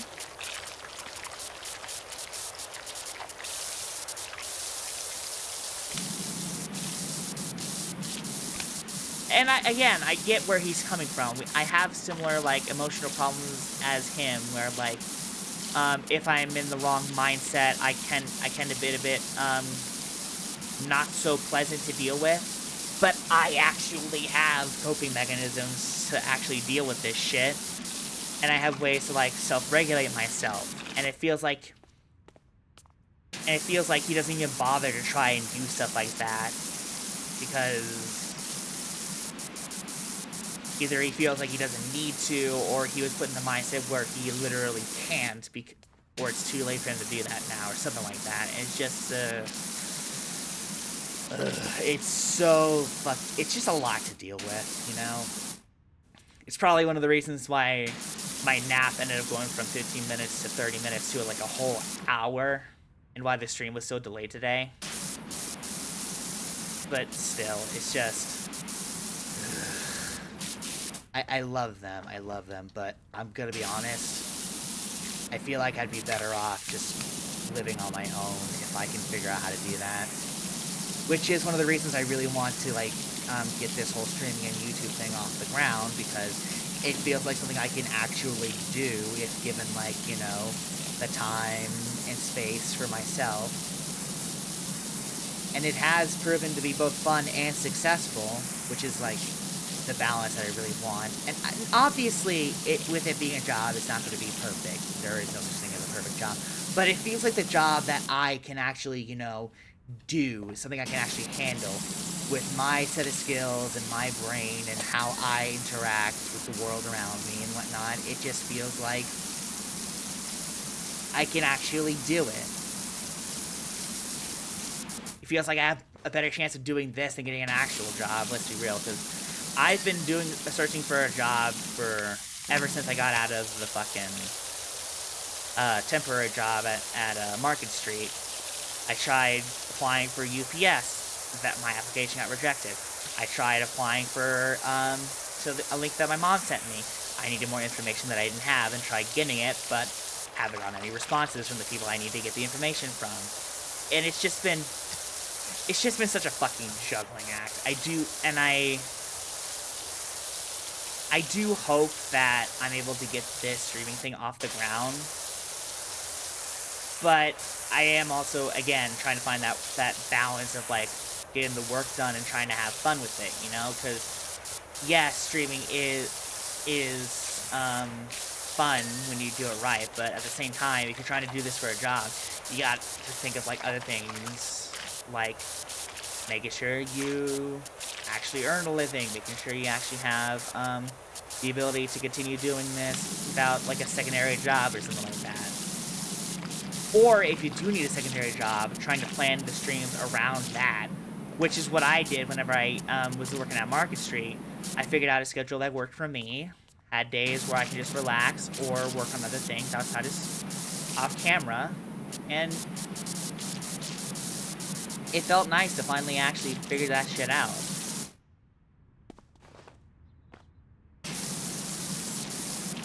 I just hope that it doesn't turn into one of those things where, like, where if it's successful, I end up, like,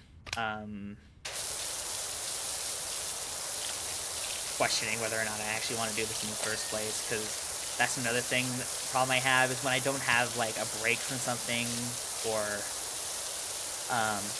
if I don't, like, take time for myself and figure out that work-life balance, I start to, like, question what's causing me to feel like this, and, like, that could lead me to make snap judgments that don't really benefit me or anybody else, for that matter.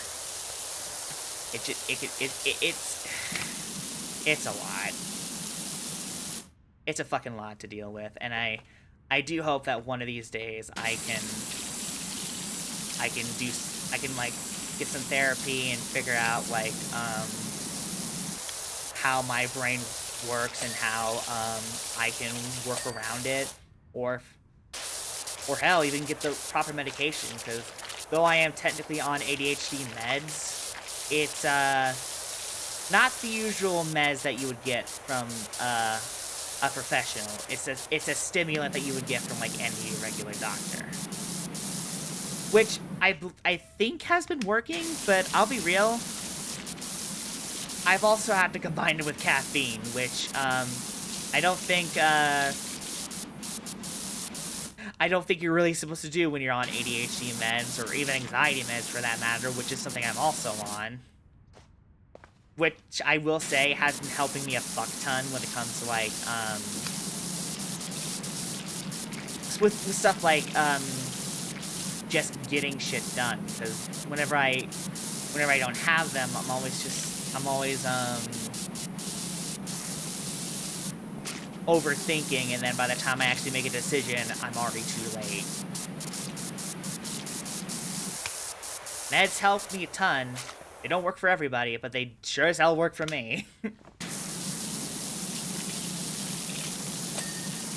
Yeah, I just hope I'm able to I just hope this actually works out in a way that's not,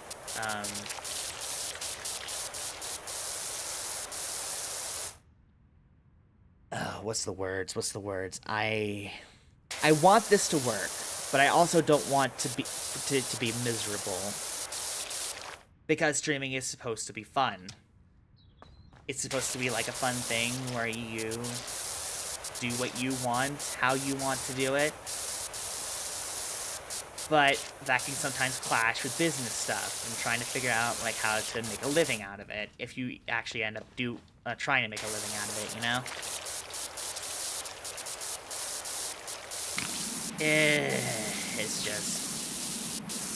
It's like I've been saying throughout the entirety of this stream, just... It's a balancing act, and I'm still trying to learn how everything works.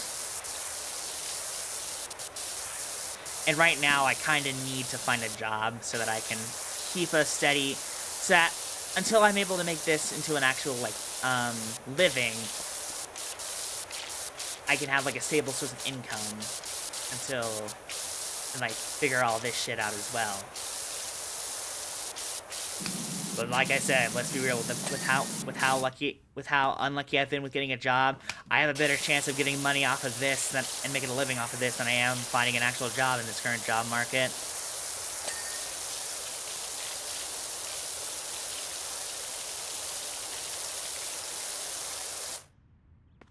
Alrighty, that's the outer wall done.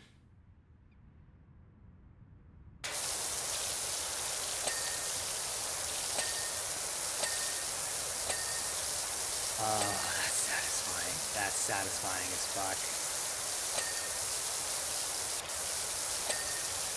You see, chat, there's a method behind my madness. Which is a marble that doesn't really absorb heat or moisture. Yeah, that's cool, that's great.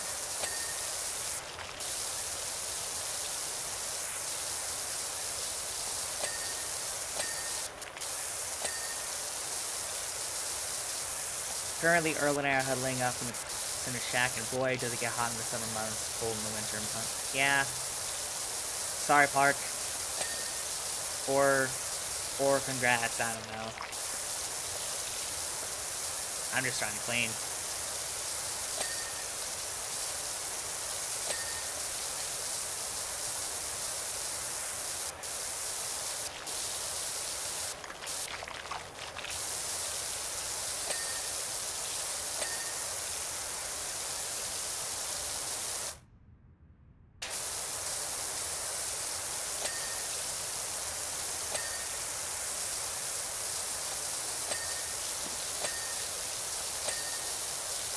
Yeah.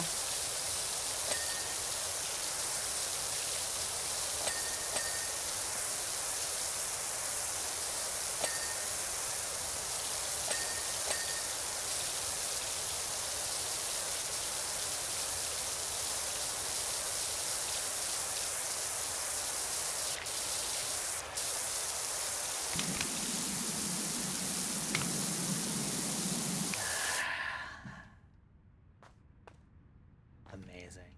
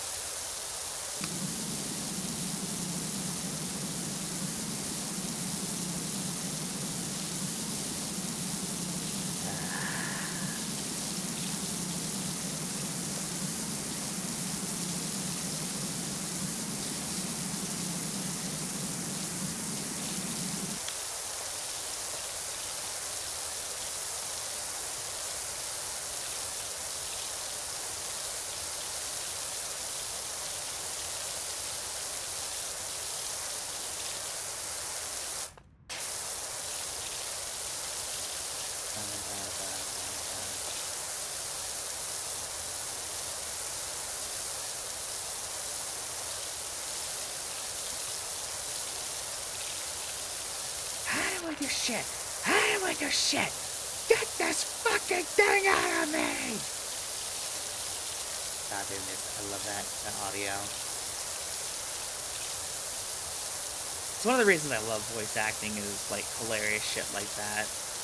If anybody knows what I'm talking about, fucking props to ya, because holy shit. Probably one of the most iconic, original Deltarune audio / animations to ever, like, come out during Chapter 1's era. So damn good.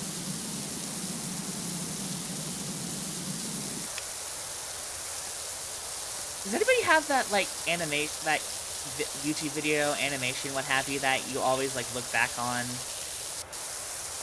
and for, like, comfort? For me, that's obviously goes to Markiplier's Five Nights at Fuckboy series, because Glitch, yeah, too many. That's so fair, that is so fair. Yeah, like I said, for me, that was Markiplier's Five Nights at Fuckboy series, and I know what you're probably thinking, considering the title of the fan game, but I promise you the series is better than it sounds. It's honestly one of the series that I look back on for inspiration, because, like, yeah, Mark was drunk during that series because he took a shot every episode, or almost every episode. There we go. But still, I still take that advice to heart that he gave during that stream, or that series, to heart every day. Especially the part where people tell me to quit, because, like, for him, on the series, he said, when people, why you say my name like that? You're mad at me. That was just me not controlling my tone of voice very well. I'm sorry, Glitch. I'm not mad at you. I'm not actually mad at you, I promise. That was just one of those moments where my tone of voice didn't match what I was trying to convey. I'm sorry.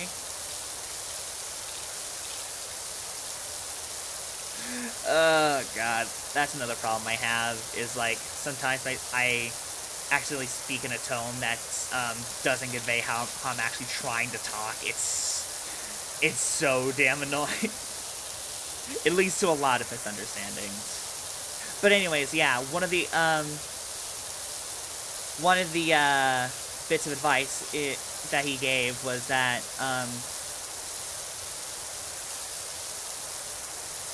the anxiety spiral is going, feeling like a girl failure again. Oh, hon, I'm sorry. I'm really sorry, babe. Is like, is that if you're really passionate about something, you need to keep going, even when people tell you to quit. And when people tell you to quit, that's when you know you're on the right track. You know what I mean? Because, like, if stuff like the negative side effects of stuff like YouTube and Twitch affect you, you didn't really want to do that to begin with, which is one of those things that helps me, like, reassure myself about my choices in terms of, like, wanting to do this as a career, because, like, I understood the risks, I understood the bad sides of, like, being an entertainer on the internet, because, like, you deal with a lot of bullshit, and it's like, yeah, and knowing that shit, reminding myself that shit doesn't deter me, so I am happy doing this shit, or one of the things, you know what I mean, it's like, it helps me realize that, yeah, I do want to do this, I am happy doing this, I shouldn't doubt myself just because I have a few, like, bad days, because you're not always gonna have a good day when it comes to to anything, whether it be, like, a hobby or a job, or a hobby turned into a job. Especially that last one, because there are moments where everything that can go wrong goes wrong, and you just gotta deal with it. And I've had moments like that, and even then, it doesn't deter me. Like Mark said, I approach this with burning passion, to the point where nothing else could even be considered an option. And that's something I will take to my fucking grave.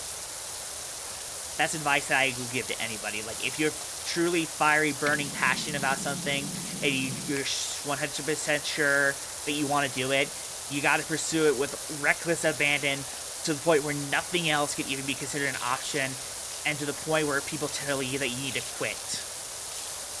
And use that that energy, people telling you to quit, that fuck you energy, to keep doing what you're doing, because no joke, that fuck you energy is kind of what one of the driving factors of me pursuing this as a career. And you probably don't know what I'm talking about, but like, what I mean by fuck you energy is the energy where people tell you, like, for example, with this, where people say stuff like, oh, it's not a career, you should just give up and get a real job so you can get a steady income, like, and you're like, you know what, fuck you, I'm gonna do this anyways. Yeah, things out of spite, literally, it's a spiteful thing. And like, and anytime I brought this up as a career, whether it be during school or to my parents, they're always just like, maybe you should consider getting a real job. And they're just like, you know what? No. I'll get a job so I can get a stable income, but the minute I start making money off of this shit, no, I'm making this my full-time thing. Like, just out of pure spite. I remember vividly, there was a girl in one of my English classes, I think it was during my senior year, where I was still asking stuff like, in the very timid, like, hey, do you think this is a good idea? And she was like, no, that's a terrible idea, and here's why. And she gave me all the reasons why she thinks it's not a good idea, and how, like, a bunch of YouTubers, that she looks up to also have, like, main jobs to, like, keep them afloat so they can continue doing this. And I'm just like, I get where you're coming from, but also, fuck you. I'm gonna make this my main career just to spite you, specifically. There wasn't even a beef I had towards her for that. Like, I completely understood where she was coming from. But also, fuck you! I want to do this because I want to do this. I don't care about the risks. I want to do it. So, fuck you. I'm gonna do it. And here we are. I managed to get to affiliate on Twitch, and I'm trying to figure out, like, a schedule that works for me for both streaming and editing videos, and trying to figure out my work-life balance. And I feel amazing, because I feel like an actual adult. Sure, there are moments where, like, I feel like hopeless, where, like, oh, I need to focus on getting an actual job so I can stay afloat, but, like, no. Mark felt the same way whenever he started YouTube, where he started focusing on his engineering thing, and Wade, convinced him, like, no, you should keep going with this. You clearly enjoy doing this. You should keep going with it. And I fucking commend Wade for that, because holy shit. I am so glad he convinced Mark to do that, because, again, without that advice, I don't think I'd be continuing to do what I love doing. I'd probably just be, like, still trying to hide myself for the sake of appealing to a world that's not built for me, and being miserable all the time. And it's not just like stuff like content creation. It's stuff like my gender identity and my sexuality. Like, I'm living in Texas. I've lived in Texas for all my life, and it's a very conservative, very hostile place for stuff like LGBTQIA people and neurodivergent folks. And actually, that's probably the reason why I was able to come out to my family so easily, despite the fact that I knew the risks. But still, it's like, it's that same fuck you energy why I'm staying unabashedly me. Like, I don't want to hide myself for the sake of appealing to a world that just wants me to just be quiet and silently want me speaking nothing but facts. I feel you so much. Yeah, thank you. But yeah, exactly. It's just like it's that energy that keeps me going to this very day. Wishing I had that courage. That's so valid, hun. And that's the thing too. Like, not everyone has the ability to do stuff like that, like I do. The only reason why I do it is because I have that mentality of, like, I don't care what you do to me, but if you mess with people I care about, like, that's when I have a problem. Because, like, I don't care what people think about me most of the time. I mean, there are still moments where I have those anxious thoughts of, like, oh my god, I need to be quiet. But no, for the most part, especially with the medication, I always live by the fact that if people have a problem with it, screw them. This isn't their life to live. If they want me to be a boy, maybe they should just be a boy. that didn't make any sense. But you get my point. You get my point. And I understand that not a lot of people have that chance because if they were to live with that mentality, they would be in danger, whether it be being homeless, being hurt in some way. And I completely understand that. I absolutely understand that. But there are more ways to live with that fuck you energy than just like being outwardly bold about it. And that's something that I'm trying to work on myself, because for me, I still am limited to the mindset that I need to be bold, I need to be strong, I need to be loud. But there are some moments where there are some strategies where you can still have that fuck you energy without putting yourself in danger or being like loud and proud about it. Like I don't know how good of an example this is, but like silent quitting with like, you know how Gen Z, like I can attest, we don't take we are tired of taking shit from like people who try and take advantage of us. So because like you do, especially in this job market, you do the best you can, they just put more work on you because they know they can take advantage of you. And silent quitting is one of those things where they just do the bare minimum. It's like they do what they were paid to do, and if they have a problem with it, tough. That's what they were hired to do. If they want them to do more, they should either treat them better or pay them more, and that is also a form of fuck you energy that works really well. And I again, it's something that I have a problem with myself. Not because I think it's bad or anything. I go to my first job because of bullshit management, not handling problems. Exactly. That's the type of shit I love. Like, even if you're not like causing immediate, like, loud, noticeable change, you're still doing something, and that's what I love. And it's something I need to work on myself because, well, for one thing, I'm always like very stubborn when it comes to like taking advice from other people. I mean, hell, it took me so long to get my fucking Wi-Fi card to one of my friends telling me to get it, and it has worked out in the long run for me. But like, I don't know what it is, but for some godforsaken reason, whenever I give advice, I'm given advice about something, a lot of the times I'm always just like, I always try and like be hesitant and try and scope out my options, quote unquote. When it would just be faster to just give their advice a shot and see if it would work. I don't know why I'm like this, but like,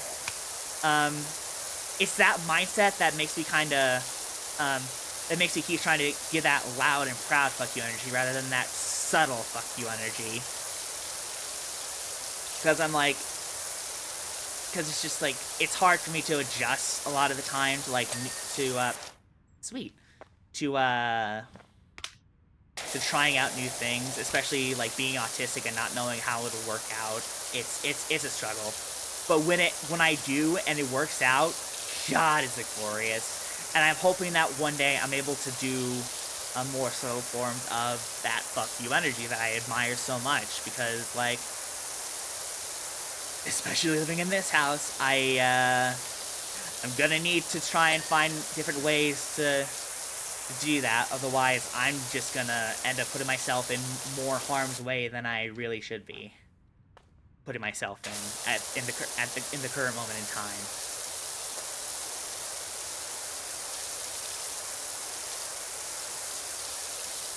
It's just that most of the time, those subtle forms of fuck you energy are things that I have been. It doesn't help that a lot of those methods are also methods that like I've been very heavily taught to not do in the first place, because like, you know, when you're a kid, parents just want you to just get through life and get through it quickly without like without any problems, and that involves like quieting yourself a lot of the time. So I need to work up the courage, not only like figure out what I should be doing, but also work up the courage to do said thing. It's a lot of layers of mental issues that I have to deal with, but I am willing to go through hell and high water if it means I'm able to do what a lot of my friends do. I will do literally anything to have that type of fuck you energy. I love that type of fuck you energy.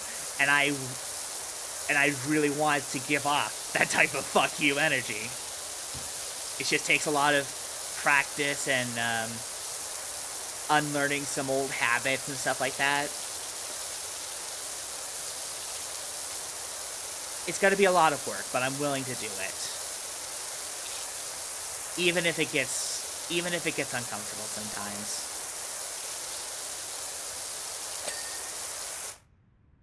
Oh, man. I just realized how little progress I've actually made on this fountain. Jesus Christ. If this goes away, I think it's gonna go. I might end up ending the stream after I finish working on this thing.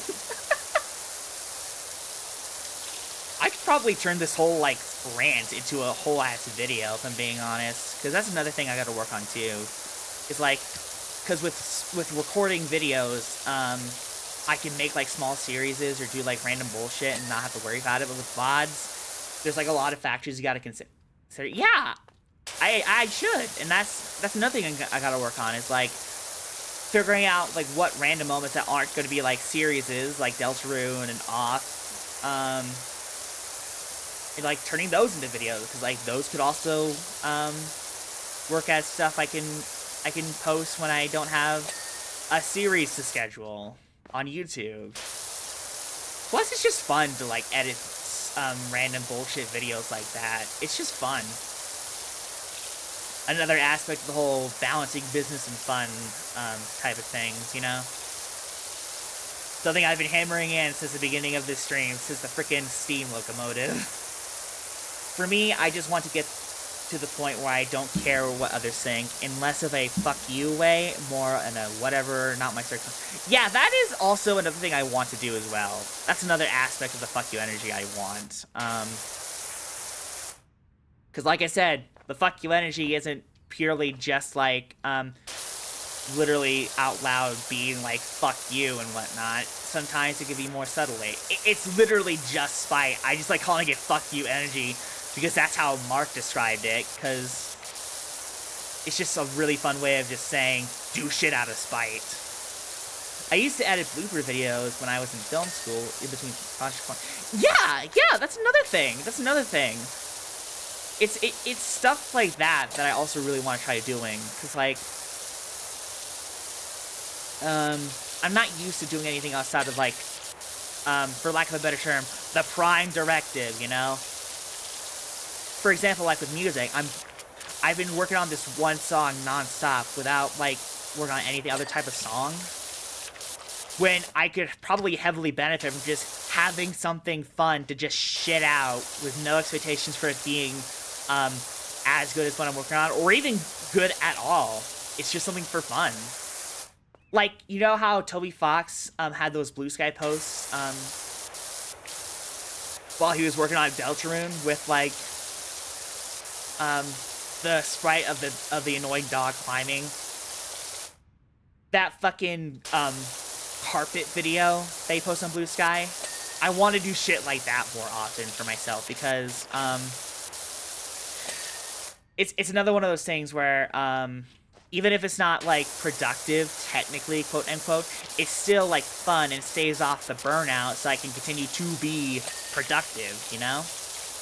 And I imagine that's why Toby Fox had all those Blue Sky posts about the frickin' raw chicken, quote-unquote.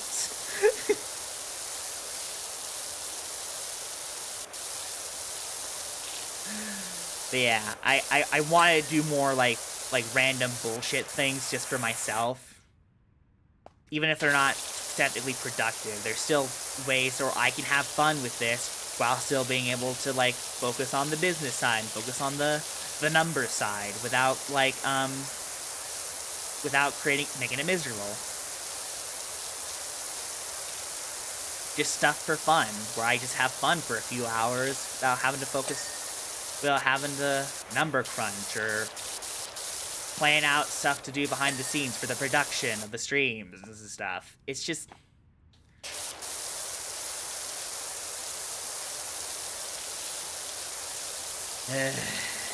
It's I just gotta get rid of like all that shame-based learning that I had, where if you're not being productive, you're not like you're not whatever the fuck they want me to be, or whatever the fuck. If you're not being productive, you're not gonna get anywhere in life. Yeah, that's the word. Like, you know, that bullshit mindset? That's the mindset that was drilled into my head that I'm trying to unlearn to this day. Which, I'll be real, my parents are not helping in that regard. Like, I understand where they're coming from, because again, with the landscape of like the job market and the political stuff and prices rising because of the tangerine that's currently in office, it's just like, I know where they're coming from, but I'm gonna be real, them doing that is only making the job search harder. It genuinely just is. I'm sorry, but it is. It's not really helping me in the long run. It's just, it turns the act of finding a job from a minor inconvenience to nails on a chalkboard, you know? It's like when you're told to when you're planning to clean your room, and then your parents see the city room, and the minute they tell you to clean it out, you're like, I don't want to do it. It's that same mindset. It's not the exact same like situation, but it's the same mindset, you know, where it's like, I was gonna do this anyway, but now that you told me to do it because you don't trust that I'm responsible enough to do it by myself, now I don't want to do it. You know? Okay, I'm working on my way home now. Yay, my wife's coming home. And but the worst part about it is, I can't tell them that, or they're gonna think, or they're gonna be like, well, you didn't do anything before unless we told you to do it, and it's like, yeah, I know that. But that doesn't mean, but that's called confirmation bias. It doesn't mean it's actually helping. It just means that it's helping in the moment. It doesn't help me in the long run for finding a job by myself. Because if I don't do this by myself without like someone breathing down my neck, I'm not going to be able to do this in the future. I'm always going to associate like the task of job searching with that feeling of, fuck you, now I don't want to do it. Just gotta get to the train. That's fair. Hopefully you don't miss it.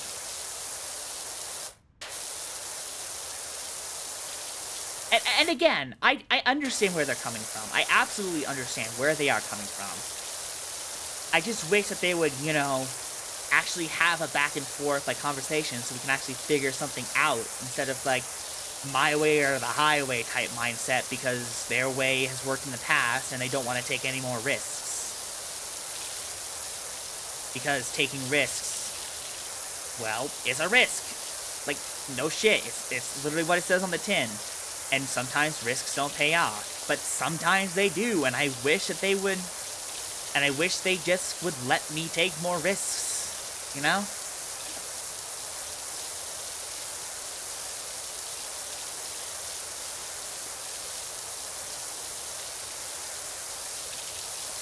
And I wish it would let me work at my own pace instead of, like, working at a pace that they find acceptable.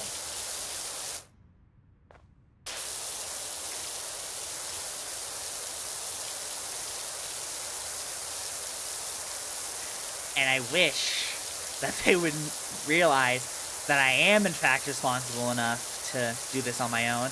I just need to be able to do this on my own, you know?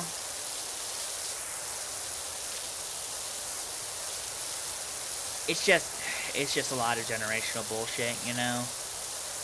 Generational and bullshit combined with anxieties that causes them to have blind spots in how they help, sometimes in heavy air quotes, help.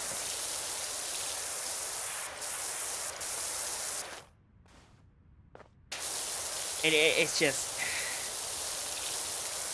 it can be hard for me to, like, remember that they are, in fact, trying their best. They're just anxious about, like, our well-being.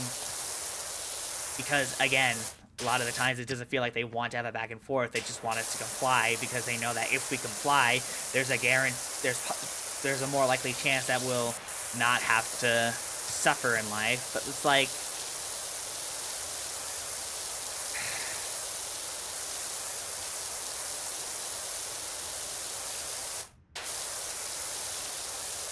Sometimes in their attempts to help us be free of a cage, they lock us in a cage, and it just feels counterproductive.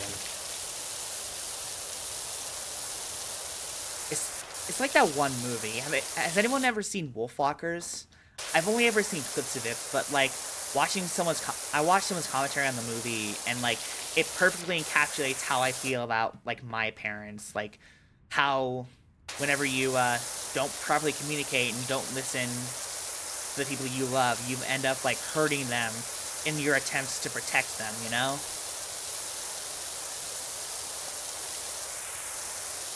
It's just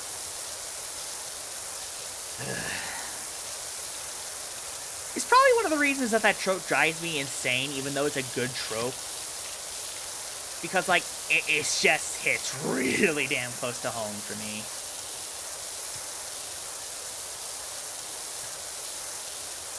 But I know if I was like that kid in the movie and said, but I already am in a cage, my dad would fucking blow up in my face about it. And get all defensive.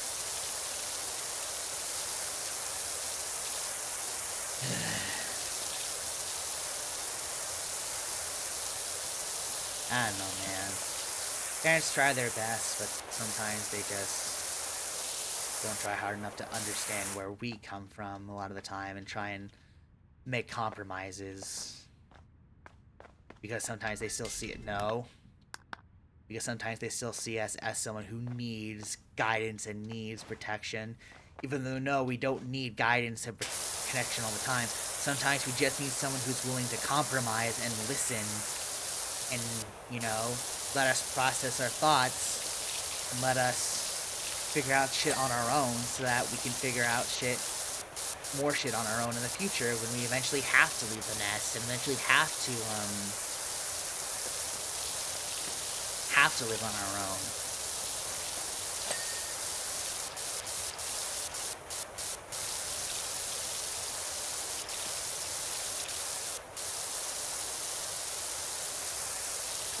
And that's another reason why I kind of hope that this takes off in a way. Because I will say I'm not perfect at it, but I have been getting better at regulating like how this works and treating it like an actual job. And if I don't know if this will actually happen, but I feel like if they saw how good I am at this, they'll be less on my ass about shit, you know? Again, it probably won't solve everything. It's not gonna be like the end-all be-all solution to all of my problems in this house. Like there are lots of solutions that require more complicated solutions or have more complicated factors behind it, but it's just like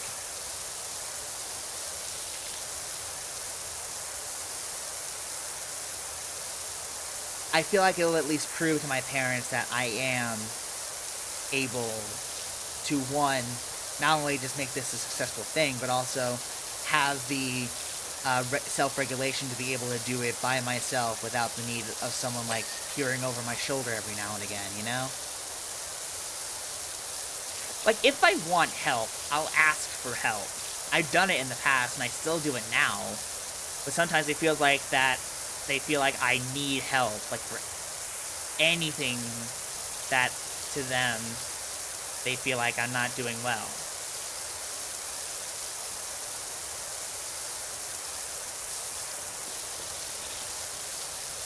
I really hope this conversation isn't uncomfortable for you guys. I'm just trying to fill the time with stuff to talk about. That's just been on my mind lately. But yeah, it's just there's a lot of complicated factors, and I do not have the brains nor words to properly like figure out how to, if not fix it, at least find a compromise to it, you know?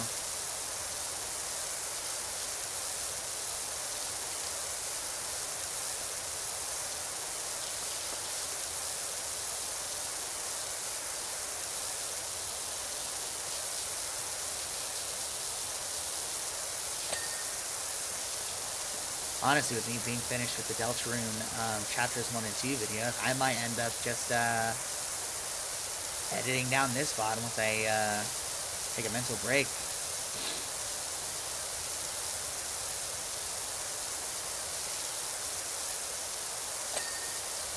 And of course getting the food inside of me.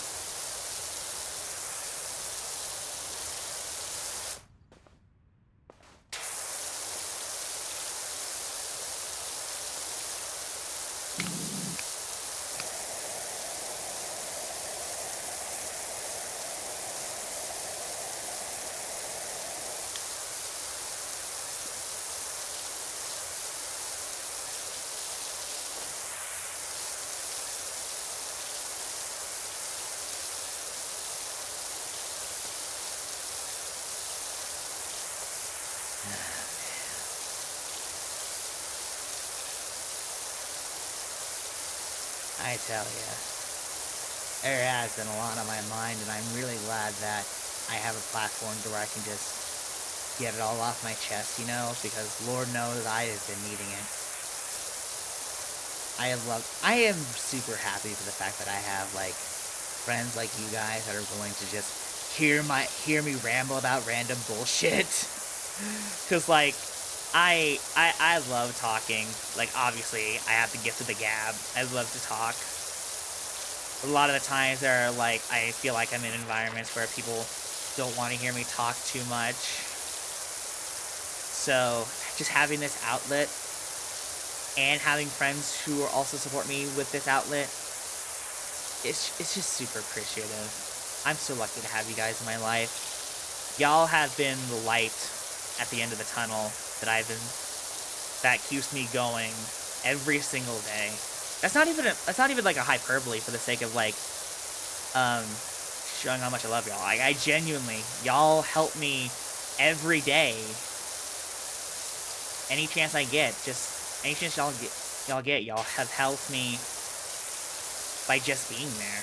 I mean, hell, like, even with the whole, like, compliment and head patting thing, y'all are helping me, like, figure out, even if it is just like a silly little, like, joke thing, like teasing and whatnot, it is, I believe, genuinely helping me with learning to take compliments more. Because again, with the toxic masculinity things I was subscribed to back in the day, before I realized I was a woman, yeah, I'm not really used to getting compliments, and it feels weird, but in a good way. And I'm glad that y'all can poke fun at me for not being used to it in a way that makes us all laugh. It genuinely means the world to me that y'all are going to do that. Even if it is in the vein of just trying to tease me and get a giggle out of it. I get a giggle out of it too. It's no biggie.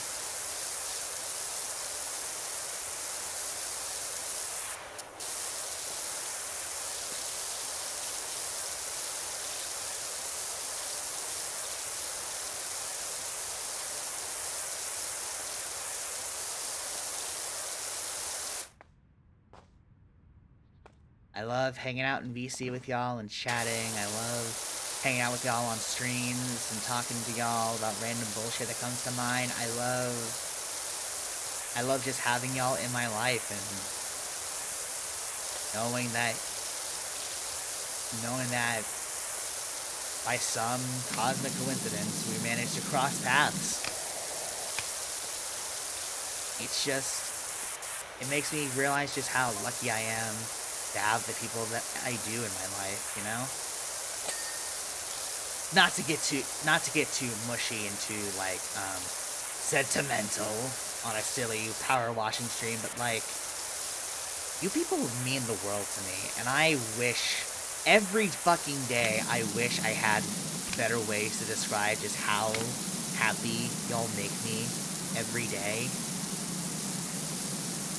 Just by being in my life and being you at the station. Nice.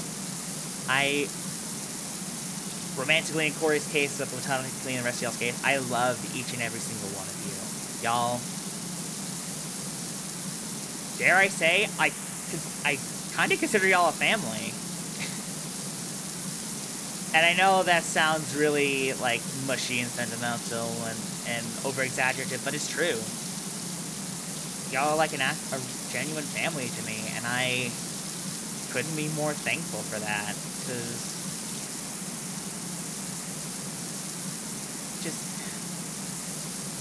I'm just happy. I'm so happy to have y'all in my life. Even when things get fucking chaotic here, whether it be in my house, in my state, in the country, whatever the fuck, I know that I'll always have you guys. And it means the world to me that y'all looked at my dumbass and was like, yep, I want to be her friend. Hold on, I'm gonna get up and stretch real quick.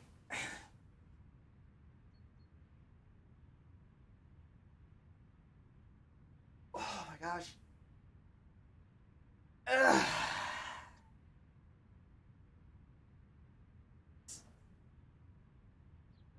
So, if any of y'all are still in the chat, thank you. Like, genuinely thank you for being in my life and allowing and, like, just being you. I couldn't ask for a better group of friends than what I was lucky enough to have right now.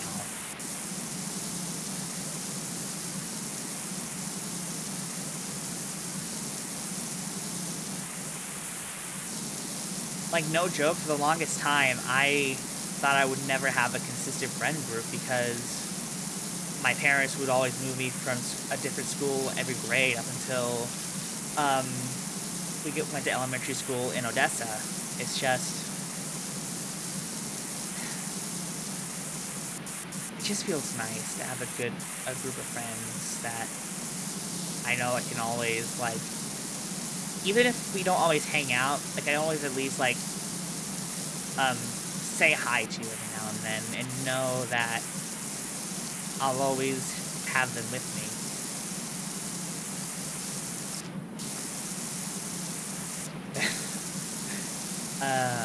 Okay, this got a bit too real. I'm sorry, I didn't mean to get all mushy all of a sudden. I really like to appreciate my friends because they mean the world to me.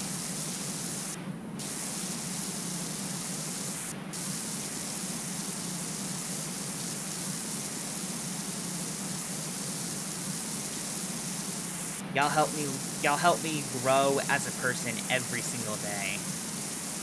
Every single day.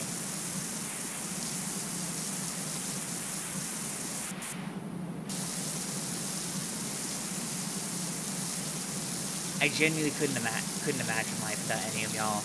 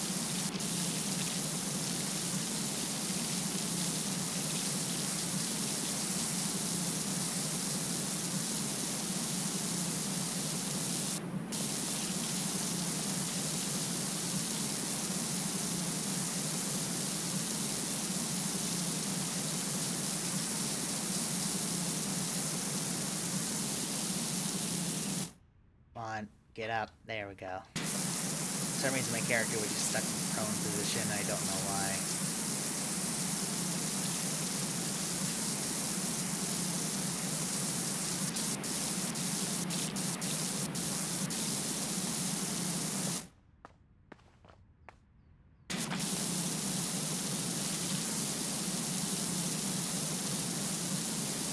Well, we've entered the anxiety crash, where a decent amount of the anxiety has decreased, but now that depressive part's given us away. That's always the worst part. I'm sorry, hun. I do hope I am helping you a little bit with this stream. I wish I could do more.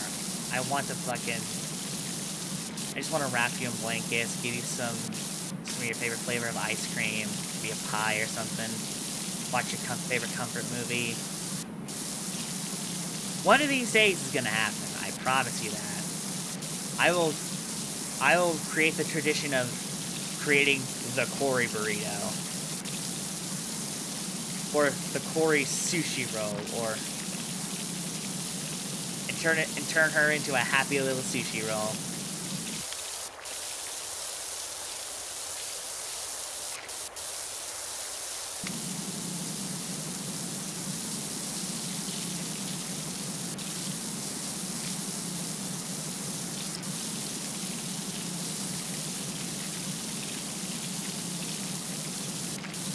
That's good, that's good.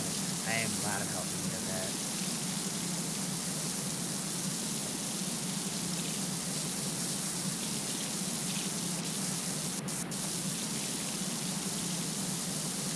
I'm not gonna lie with y'all, chat. I'm very tempted to just order DoorDash instead of, like, making something for myself, even though I know I need to save money.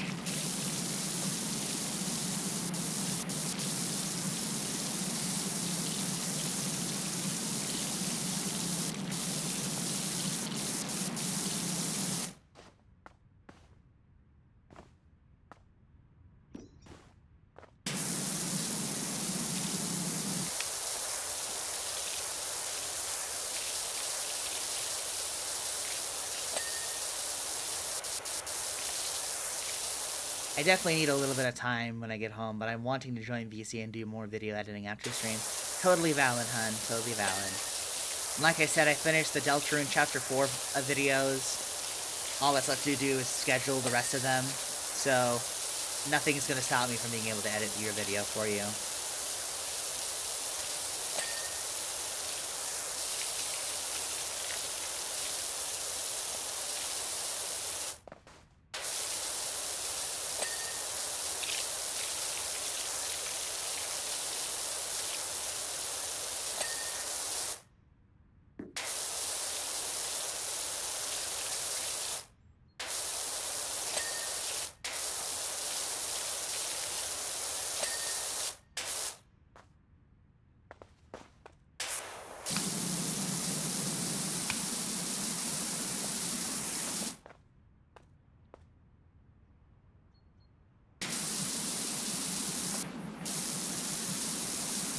For now, though, just try and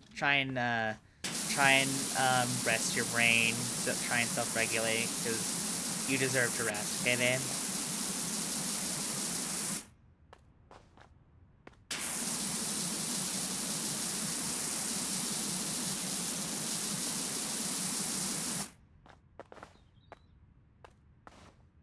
Should be everything around this ring. Yeah.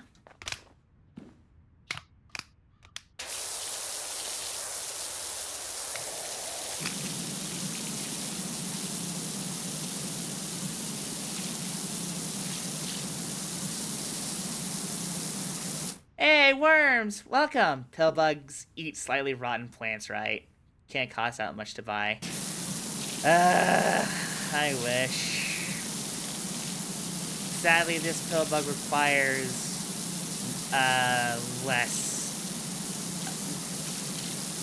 requires more fresh food to eat, lest she gets sick.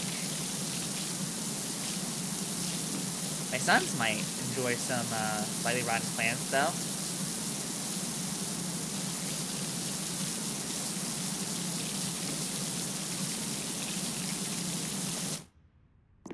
But also, hi, welcome to the stream. I'm glad to have you here. You're awesome and amazing, and I'm so glad that I can, talk to you again. You're awesome.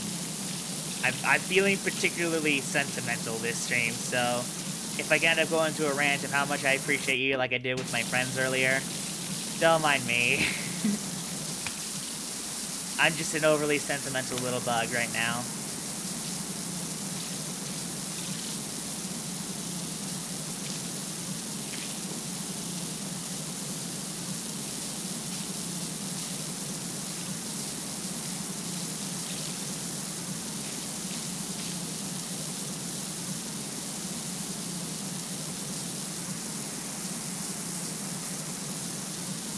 Yeah, we're... Grr, I hate when people are nice. Well, too bad. You wanted to be my friend, you're gonna be treated like a good friend, because you're a good friend and awesome and amazing, and I appreciate having you here, supporting me just by being here. And I'm on the train. Hell yeah! Get home safe, love.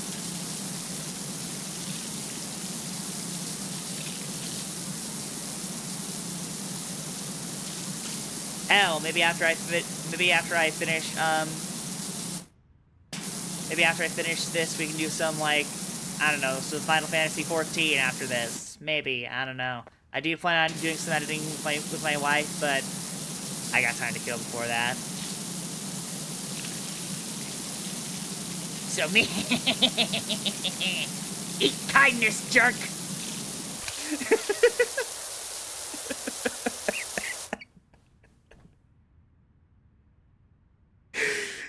One of the few rare moments where I actually made myself laugh. Oh, goodness.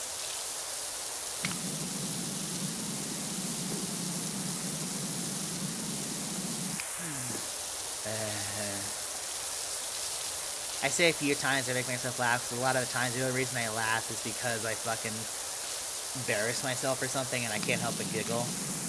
This time I didn't feel subconscious about it. I just genuinely made myself laugh. I love those moments, you know?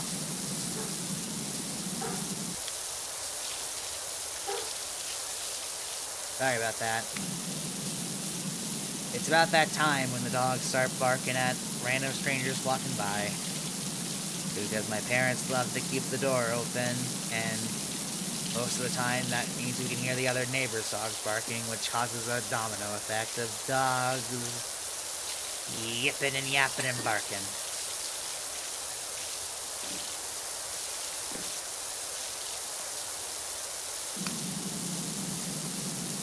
As much as I love my dogs, this is why I have a cat. That's one of the reasons I want to get a cat when I eventually live on my own, because yeah, the first cat I had was an asshole, but like I feel like I'd be better off taking care of a cat than I am a dog nowadays, because when I was a kid, yeah, I absolutely could take care of dogs, but over time I realized that I'm not built for the high maintenance that dogs require. And if I'm gonna get a pet, I want to have a pet that I can actually take care of without the risk of, like, neglecting them or something, because especially with me living with my parents, I tend to be in my room a lot, so a lot of the time I don't really... Usually it's the rest of my family that takes care of the dogs we have. So it's like... Yeah. But sadly, not only would the 5 dogs probably kill a cat if we were to get a cat in this house, but also, like, 3 out of the 5 people that live here are allergic, so we wouldn't be able to do that anyways. Cats aren't quite as high maintenance, but still require some maintenance. Yeah, that's exactly it. Like, I am still able to do some maintenance, but I'm not equipped for high maintenance type pets, sadly. It's not one of my strong suits, and if I'm gonna get a pet, I want them to actually feel happy living in my home, rather than, like, occasionally getting the interactions they want, and then, like, getting a drained and grumpy owner to deal with. I also have always had cats, so I kind of feel part cat. That's so valid. Maybe because of the fact that I live with so many dogs is why I'm so puppy-coded.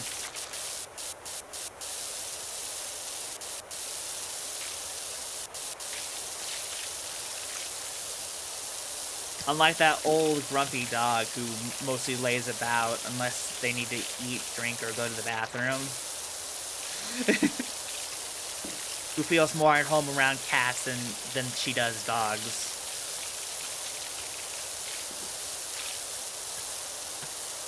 You know those types of dogs?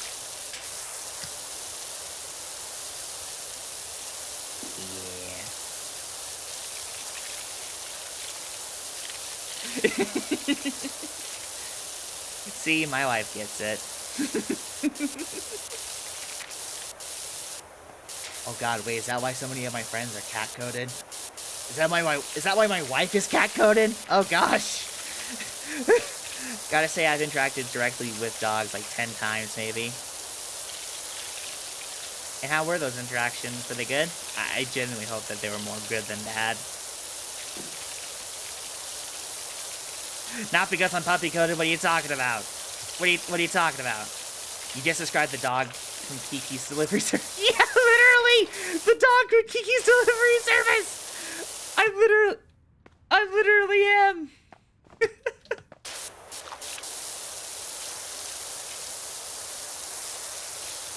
Fine, I guess. Kind of wary of them always up. That's super fair.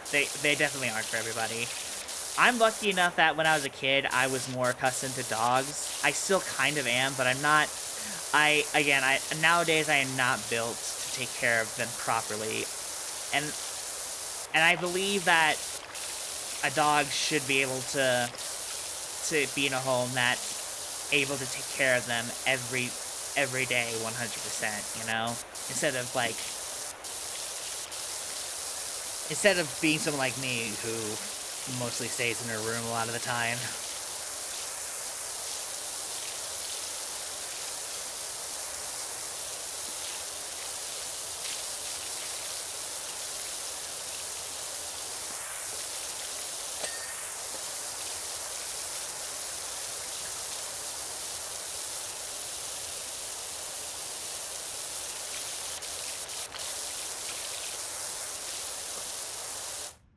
Yeah, like, I don't want a dog, and I don't think dogs would want me either. That's what I'm saying. I don't think a dog would want to live with someone like me who tends to keep to herself and doesn't really have the energy to do stuff like play all the time anymore. Which sucks, because I used to love, like, going outside and being active, but especially living in a place like Texas, in a city where that's not really conducive to, like, walking. Because I used to live in, like, the country, right? I used to live in, like, a trailer house next to my grandparents, technically in their backyard, where I had the space to run free and just be a kid. But ever since we moved out of that place and moved to the city, like, and every time we moved, I've had less and less wiggle room to be outside and be active, you know? Sure, there are places that I can be active at, but that requires you to walk in a city that's not very walkable, if you know what I mean.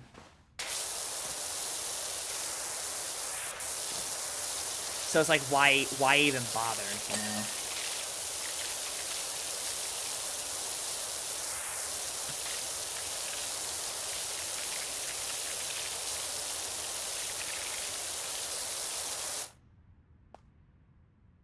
Well, I know some transgender dogs who want me, but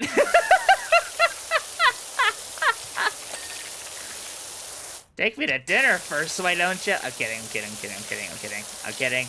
I know that's not what you meant.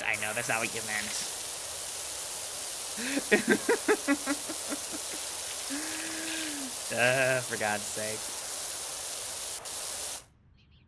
Can you tell I'm tired still?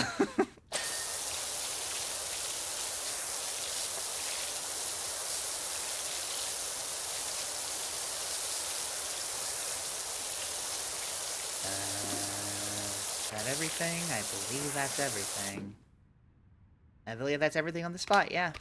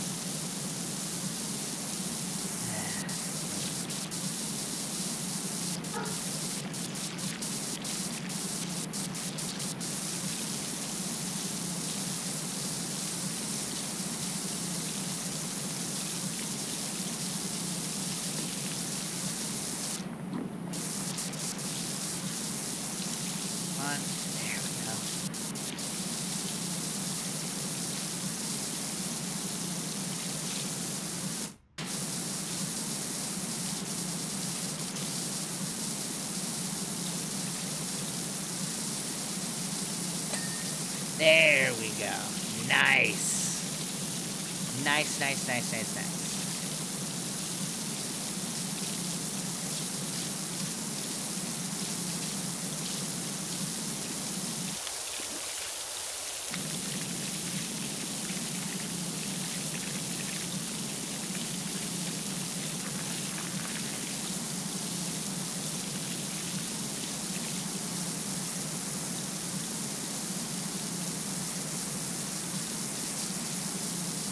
Mushy.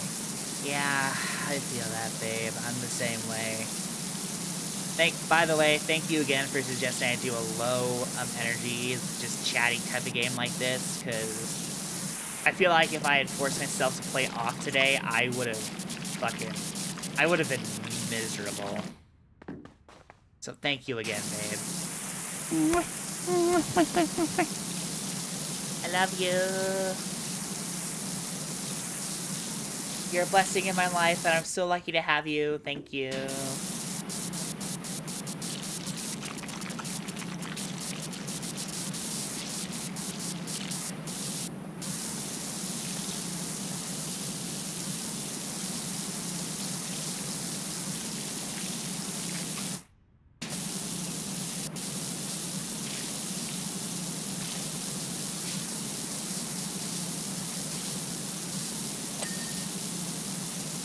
You know, you're welcome. Sometimes low energy streams are the only thing you can do well. That's so fair. One of these days, I'll have the confidence to just have a literally just chatting stream where I just don't even play a game and I just talk to chat. But right now, I don't have the confidence for that just yet. Nor really the audience, I will say. I feel like for some things you need more of an audience, otherwise you're just talking to the void, and a lot of the times that's not really very fun, you know what I mean? It can be fun sometimes, like if you just need to scream into the void and just get all your thoughts out of your head, but for me, I like having a back and forth convo, you know what I mean? It's one of the reasons I like having people in VC for certain streams, like when I had you and Orc for the Deltarune streams.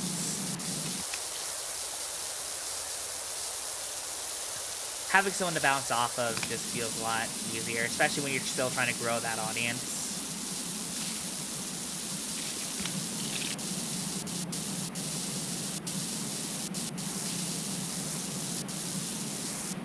I feel like I'm almost done with this finally. And I feel like once I'm done with this, I'm gonna just end this stream here and get something to eat, because I am hungry. Ellie is hungry. Ellie is hungry.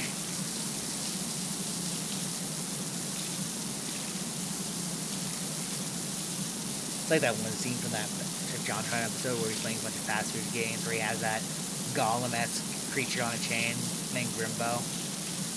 Grimbo, I'm hungry. Bring Mama some food. No cursing, Grimbo. This is bad, Grimbo. Grimbo lives another day.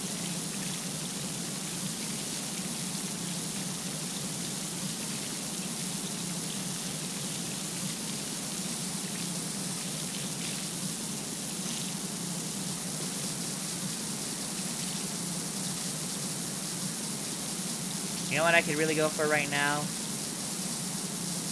A root beer float. Just want to get a bottle of root beer, like, as a tub of vanilla ice cream, and just like have another like week where I just have one of those at the end of the day. Oh, that sounds so good. In fact, you know what? I think after the stream, I might just treat myself with that. I'm not gonna tell my parents, obviously, but you know. Well, I'm gonna tell them where I'm going, but I'm not gonna tell them I bought that, because they'd still flip.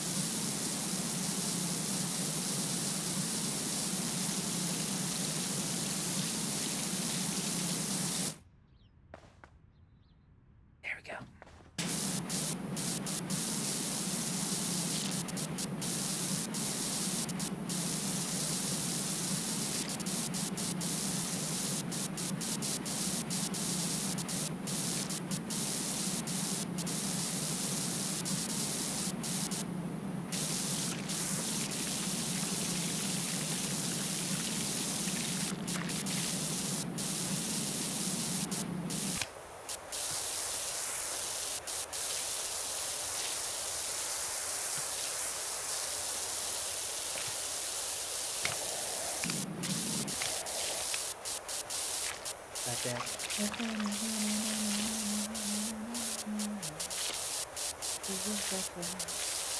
Excuse me, sir. Excuse me, sir. I could see someone. Oh, my little long hand. I know you've heard this tune before. Screaming at the demons while they pushed him to the door. Damn it, Charlie's Inferno.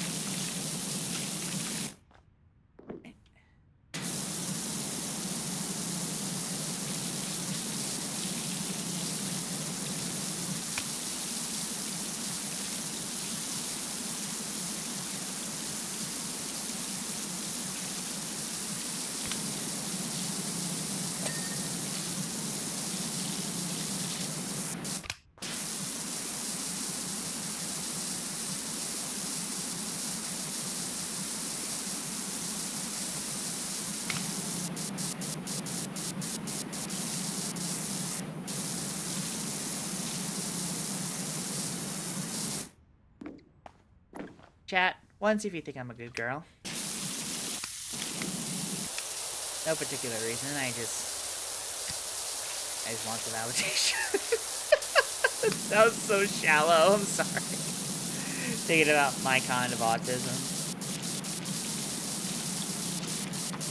That's fair, babe.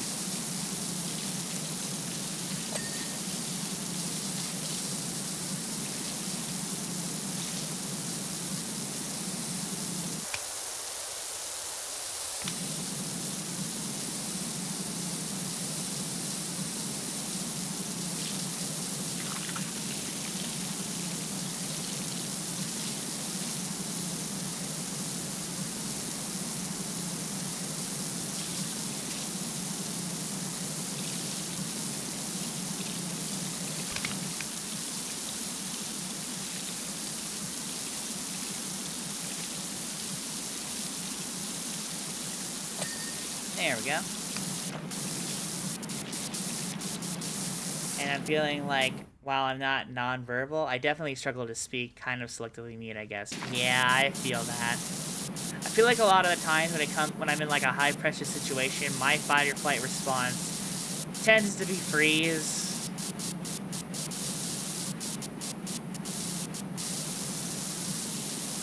Because, God, because a lot of the times I've had moments where I just had to stand there and let people yell at me, you know? So, it just became my primary coping mechanism for stress and danger. It's one of the reasons why I can't, like, explain shit to Dad when he's so high-strung, you know what I mean? Because a lot of the times, he would just stand there and yell and not really listen. And he still does! He still does that to this day. And it's so bullshit. It's why I don't like telling him shit. But he doesn't care. He just wants me to listen, because he's the boss and whatnot. And if he's the boss, he has the authority to discipline you however the fuck he wants and whatnot. Like that old fashioned conservative way of thinking. Man. I don't even know if he is conservative. I just know he gets a lot of that shit from his parents. And he already hates his parents, so I don't even know why he tries to act like them.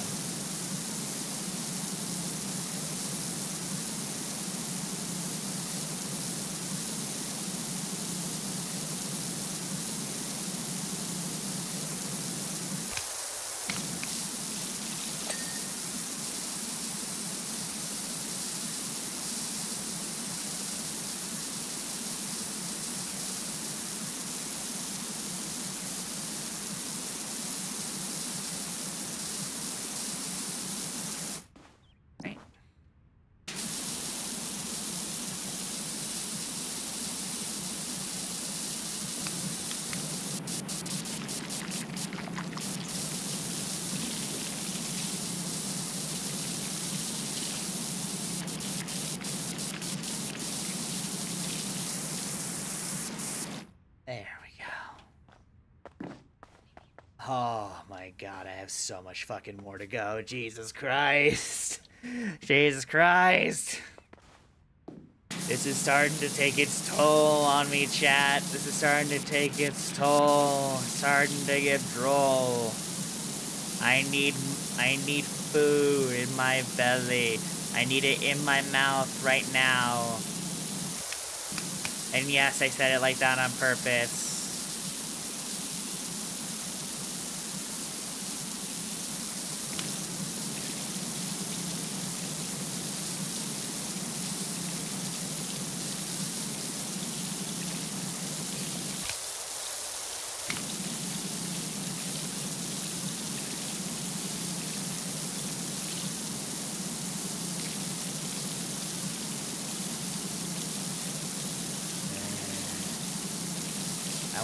I wanna get DoorDash so badly, but at the same time, I'd rather just like have something like I'd rather not pay for anything right now.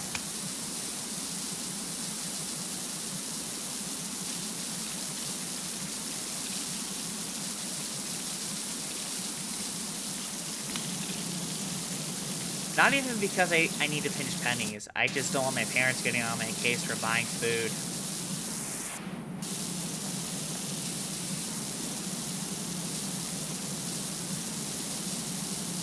Honestly, I'd be lying if I said that's where a lot of my apathy comes from, is because usually whenever I do something, my parents have something to say about it, and it's never usually anything good, so why fucking bother? Does anyone have that type of apathy where the only reason you're like slow to do shit is because whenever you usually do shit, you always get scolded for it? Either because of a lack of proper communication or because the person scolding you just wants full control. I'm dealing with that a lot.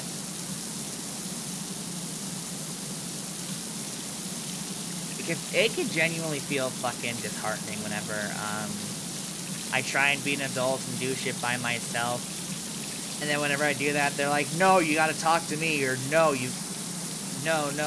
It's just, it's so bullshit. Hun, do I get myself a treat on my way home, or do I resign myself because I've already spent so much money this week? If you can afford it, treat yourself, because it sounds like you deserve something to pick up with this. Yeah, I avoid shit so my parents don't question me about it or judge what I'm doing, and they're not even that bad comparatively. Literally. It's the worst. It sucks so hard. It's one of the reasons I really want to try and figure out how to live by myself so I don't have to deal with that shit. But everything is so goddamn expensive, and it feels like I'm trapped in my own life a lot of the time, and it's just...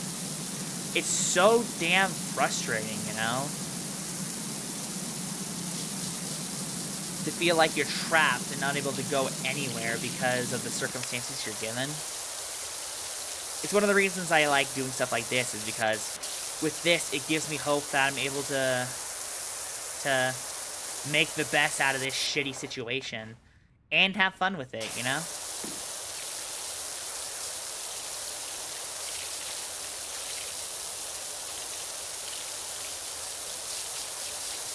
Plus, I get to talk with amazing people like you, Worm. You're amazing, Wormy, just so you know. You're awesome. Yeah, I should be getting out of here this year, but that's difficult because of my anxiety and shit. Trapped by my brain, too. Yeah, it's literally like that. It literally feels like that, and it sucks so bad. Especially when you see, like, you see other people in the similar situations, like, able to take care of that and like get out of that situation just like that. I've seen so many like family and friends like just easily find a way to move out of their parents' house, whether it be like say they got money or whatnot, and it feels like either I don't get that opportunity to get the stuff I need to move out, or it's like I feel like I'm trapped in my own brain. And it feels like it feels pathetic, even though I know for a fact that it's because I have my own issues to deal with, and it's not because I'm just a lazy bitch, even though I can be a lot of the time. But you know what I mean. No, don't do that. Where... Don't I usually get a ladder for this?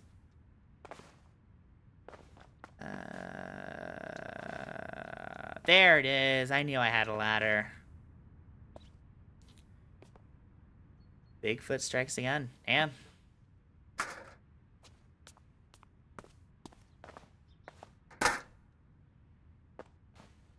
When the town literally called Muckington is more exciting than your own life.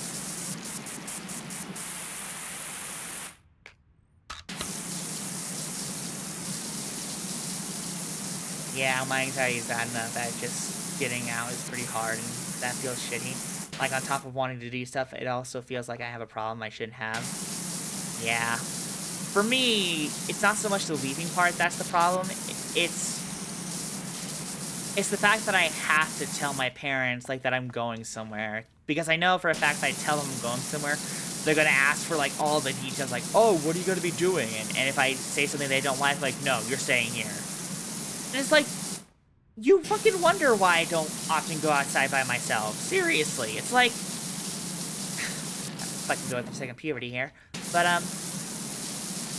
it's because anytime I try and propose an idea where I go out by myself, you shut it down. Oftentimes it feels like I have to lie just so I can do stuff like get food. Or run an errand. And they say it's a safety thing, which, yeah, I understand that, but it's like... It's also just another aspect of my life where it feels like I have no full control over, and it makes, like, the idea of me being able to move out just feel even more hopeless a lot of the time, and it's just... Parker, I'm not paying attention to anything you're saying. I'm coping here.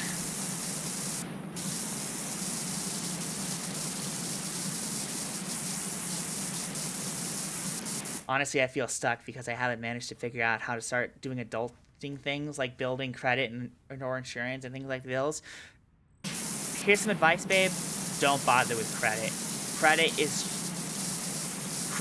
just unnecessary debt. I don't recommend getting a credit card, period, because especially if you're, like, not paying attention, it can like, leave you in the worst amount of debt. And trying to pay that off just makes the feeling of trying to do adult shit feel even worse, because it feels like you're trapped in a completely different way.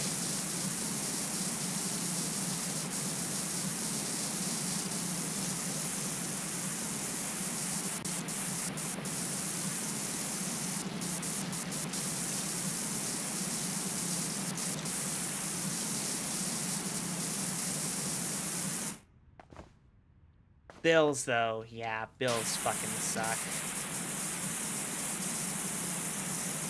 Like, I'm barely scraping by trying to get my fucking, estrogen paid off. Lord knows I'm gonna be able to pay for stuff like water bills.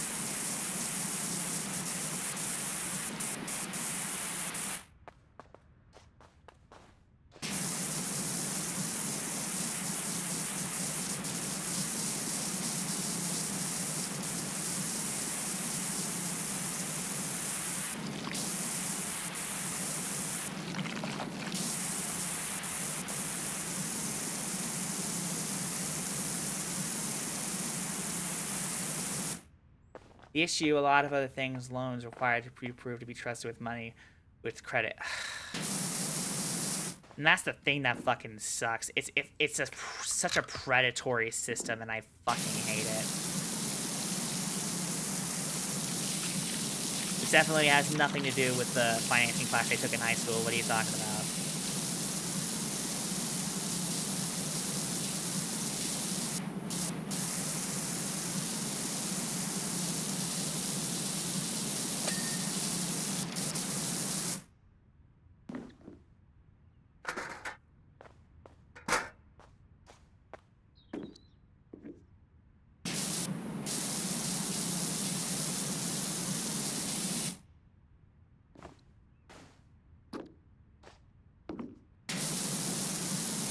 There we go.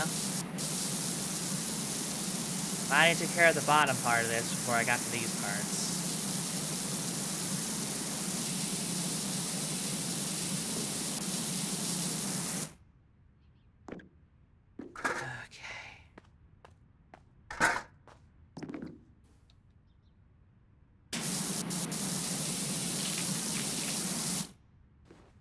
The ladders are so weird, because once you, like, commit to climbing up, you have to commit to climbing up at a certain angle. You can't, move side to side. It feels so weird.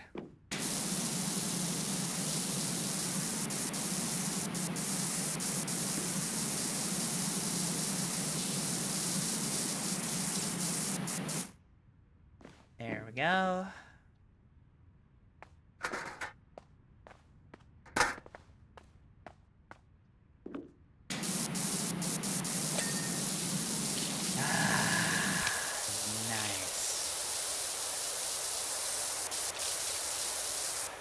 Hang on a sec. Do I even need the ladder for this part? No, I don't even need it. Hell yeah. And when things are like prepaid credit cards that are like the space between a debit and a full-on credit, where you preload it with a certain amount of money, you pay off just that amount in the card. It still feels like inherently predatory credit card and credit in general. Like, I get it, you want a system where you can be trusted with money, but why would you make a system that could literally ruin people's livelihoods and encourages them to stay in debt? It just makes no sense. It feels very counterproductive, you know what I mean?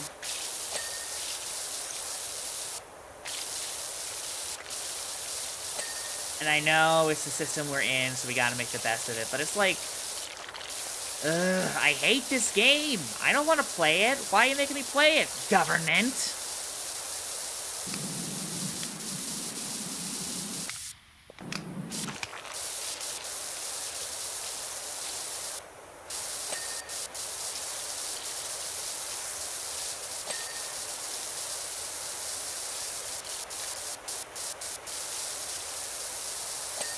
It makes no sense for, like, human empathy or mutual aid, but it makes sense for psychopathic capitalism. Exactly! Exactly, Wormy. Exactly. That's what I'm saying. It's just... It makes no goddamn sense, like, logically. The only thing it makes sense for is people trying to leech as much money out of people as possible. The government! And banks, but, you know. Yeah, in general, but as long as you're actually being responsible with it, you don't fall into debt. That's what they... Yeah, if you're always on top of it, but the system always, like... It preys on people who aren't always on top of it, and that's the thing that pisses me off the most, you know?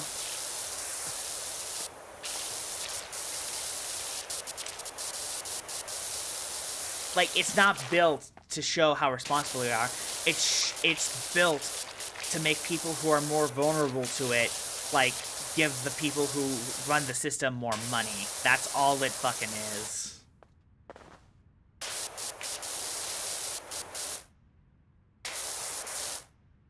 Like, they'll say it works. They'll say it's a system that's been in place for a while, and it's the only thing that works. But no, it doesn't. It only works for them because it makes them more money, and that's why they want to keep it. Like, I don't give a shit how much I don't give a shit what kind of receipts you have for a situation where it does work. I have even more receipts that show it doesn't work. So suck it.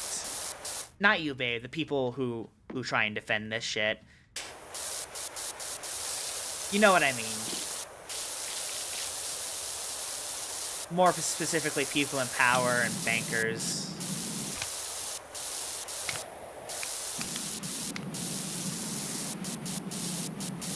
Essentially, people who benefit from this. Bullshit, scummy ass. Legal scam. That's what credit is. It's a legal scam that was lobbied into fucking being a necessary part of the American lives, and it's so bullshit.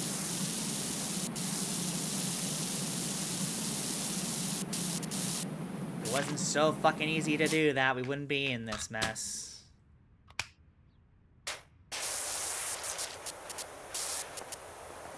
But then again, I don't really have any solutions to the problem, sadly. All I have is the acknowledgement that I know that the problem exists.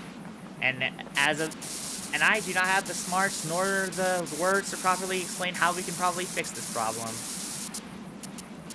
But on top of that, it's required to get housing card. Literally, yes! That's the part that pisses me off the most! It's like, isn't the fact that I haven't gone bankrupt enough for you? No, you just want more fucking money. Ugh. Then there's shit like car insurance and that you have to pay for in order to have your fucking car.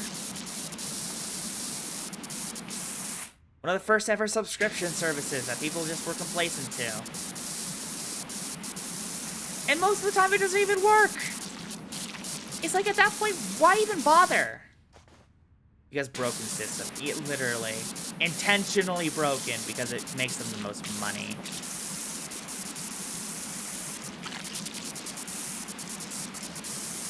The problem is capitalism. In other news, the sky is blue and water is wet.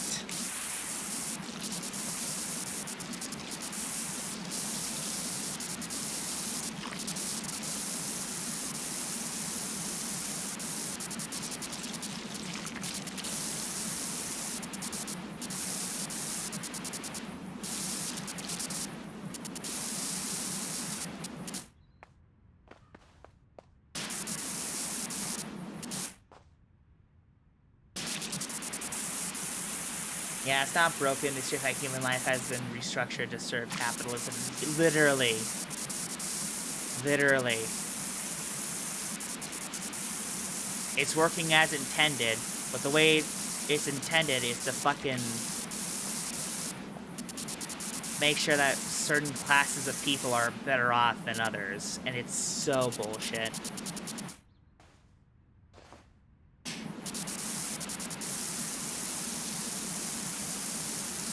Makes me glad that Alphino is going through his anti-capitalist arc. Considering he's a rich boy. I kid. I still love Alphino, but, you know. I'd be lying if I said his upbringing didn't cause him to have some blind spots.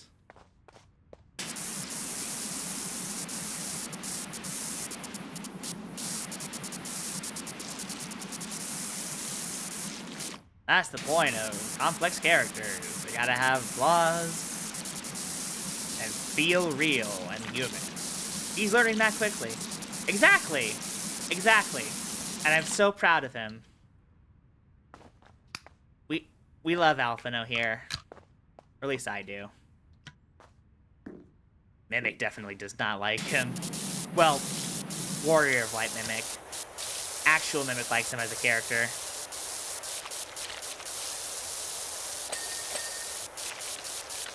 Twins are my favorite scions, really, and I guess someone else you haven't met yet, too. Fair enough. I also love Alizé and Blue Alizé.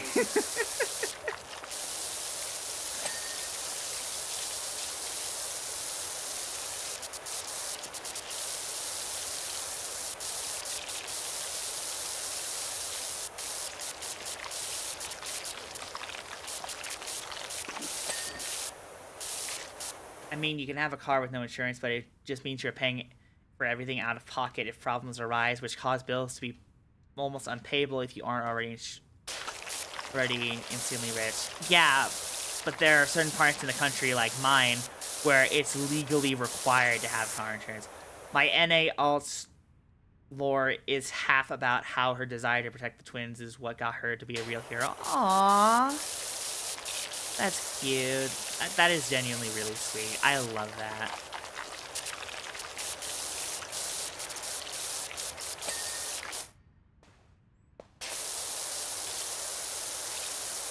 Fun fact, I've actually been brainstorming a part of my Warrior of Light's lore that's based off of an old Kingdom Hearts OC, combined with my main Sona lore. It's never explicitly explained. But it is hinted at a lot of the time that The character is originally from Kingdom Hearts and is takes a lot of inspiration from my main Sona lore. But she joined the Scions originally to try and get rich. Aww. Money hungry. Oof, yeah, that's stupid. Yeah, his name is Hoshi, and he was originally made. He originally had a different name and was made for a Kingdom Hearts roleplay, but that roleplay kind of fell apart because like everyone was too busy to actually play or roleplay at the time. So I decided that I'm gonna send him into the void and have him watch Sora and his friends' adventures like he's a star in the sky. And that's why I named him Hoshi, because if I remember correctly, it literally means star in Japanese. I'd have to check the paragraphs I sent in the Warrior of Light scrapbook chat me, Mimic, and Corey have, but yeah, that was the main idea behind his name. That she chose his name because she felt like a star in the sky cheering her friends on, you know? Also, she's bi gender. Because why not?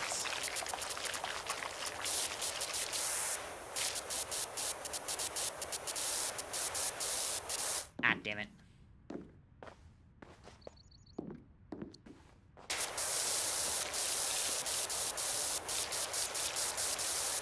And the idea I had was mainly inspired by a secret boss in Chapter 4, which I'm not going to get into because make your character transgender for no particular... Literally, yes! But if you know, you know. You know, it's inspired by that secret boss. Okay, reaching my stop. Okay. Took me a minute to process what you just typed, sorry. But, she acts like a mentor for my Warrior of Light, essentially being the canonical reason for her why she has the warrior class in the first place, because that's going to be my first full-on tank job, because I'll be honest, I love Gunbreaker, but I'd be lying if I said diving into the deep end of tanking wasn't very intimidating. My main character is trans, developed to kind of magically change her body. Now she likes and runs her own little free clinic where she'll do it for other trans people as well. Aww! That's really sweet! Sorry, voice is still not fully warmed up yet. But, yeah. Trying to remember what I was gonna say. Sorry. But yeah, he trains her in the ways of the warrior in a similar way that the Chapter 4 boss happened. And, by the time Mimic gets there, she's trained in the way of the axe. So that's fun. It was originally going to be much earlier in the story, where Hoshi finds Ellie in, like, that lake where, one of the fucking Hildebrand quests took place in, but after seeing the beginning of Shadowbringers, I realized it would probably fit a lot better for Hoshi's story if she found herself traveling to the first from the source, because they figured out a way to travel between worlds. That's the Sona lore bit that I was talking about earlier. Because it's not limited to just the Final Fantasy worlds. They've also traveled to many worlds, just like my main Sona.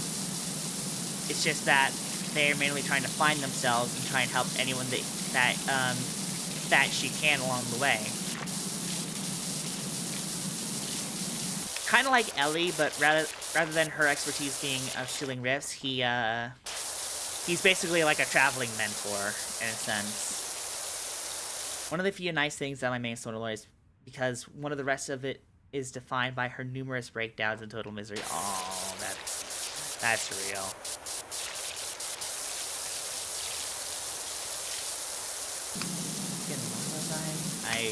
I've already completely lost my train of thought. ADHD is amazing. Not even fully diagnosed. I even need to get diagnosed for the longest time. as for my for my Warrior of Light's backstory, she lived in Ul'dah after the 7th Umbral calamity, and was adopted by 2 Hero parents who, they meant well, but they were not the best at the whole parenting thing, basically paralleling how my parents act in real life. One of the main things that caused her to inspire her to travel, to become a white mage or a conjurer, was because back in Ul'dah, she would sometimes treat some of the people who couldn't afford proper health care for free, and her parents didn't really like that because they were already like tight on cash as it is, and wanted her to use her her abilities to earn money rather than help her neighbors. And so she confided in the leader of the of Uldah's Adventurers Guild, who I've forgotten the name of because it's been a while since Momody. She confided in Momody about this fight, and she recommended that she go to Gridania to learn how to be a conjurer because they're known for their healing abilities. It could help her earn some coin as well as being able to help her neighbors without, you know, intentionally trying to bleed them dry of money to get by, you know what I mean? And that's how she met, when she got to Ul'dah, when she got to Gridania, that's when she met Mimic. So she's doing better now. Shadowbringers and Endwalker fucked her up really bad, so in my head, there was a decent gap between her Endwalker and Dawntrail where she's getting... That's fair, that's fair.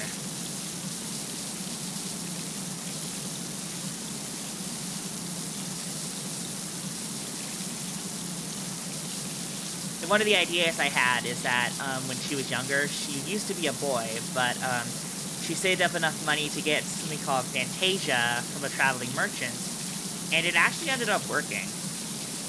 It's also one of the purchases that her parents got on her ass for because it didn't benefit the family and all that, you know.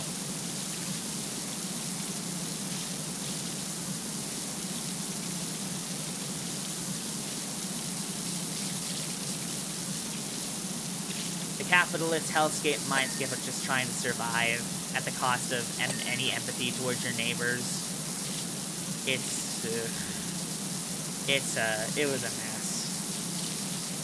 Hell, whenever Ellie and Mimic end up being emissaries for Gridania for that ceremony, Ellie ended up like looking out for her parents because she didn't want to run into them while they were delivering the letter to Raubon.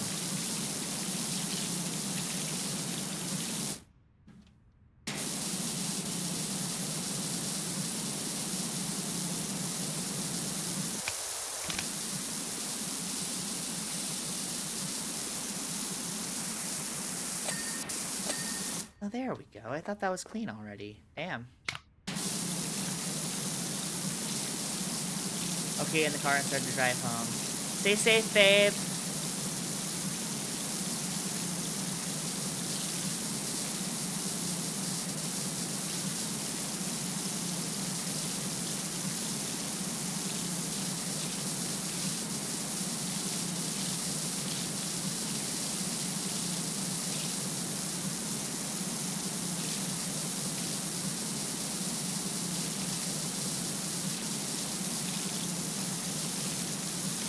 I am really fucking glad that Mimic got me to play that game. I remember he got me into that game by showing me Joe Cat's A Craft Guide to Final Fantasy, which I watched at the time passively, but I never really, I guess, engaged with it as much as Craft Guide to D&D because I didn't really know the game very well. But whenever he actually explained how a lot of the stuff worked in the video and some of those jokes that Joe Cat was making, it got me curious, you know? And I'm really glad I stuck with it because not only has it been really helpful with my streaming career, but it's also just been a really fun game to experience as a whole. You know what I mean? Plus, I got to meet you, Wormy, so that was fun. you have a lot of specifics. I keep meaning to sort it out more for my Warrior of Light. I have some, but they are quite late. Like, my first thoughts about her was the catastrophic breakdown she has in mid Endwalker, and it's gone from there mostly. Ooh, that's so fair. Honestly, there are a lot of OCs I have that I don't have as many like specifics for in terms of story, like my Warrior of Light. I think it's mainly because like me and Mimic constantly brainstorm ideas, so eventually oh,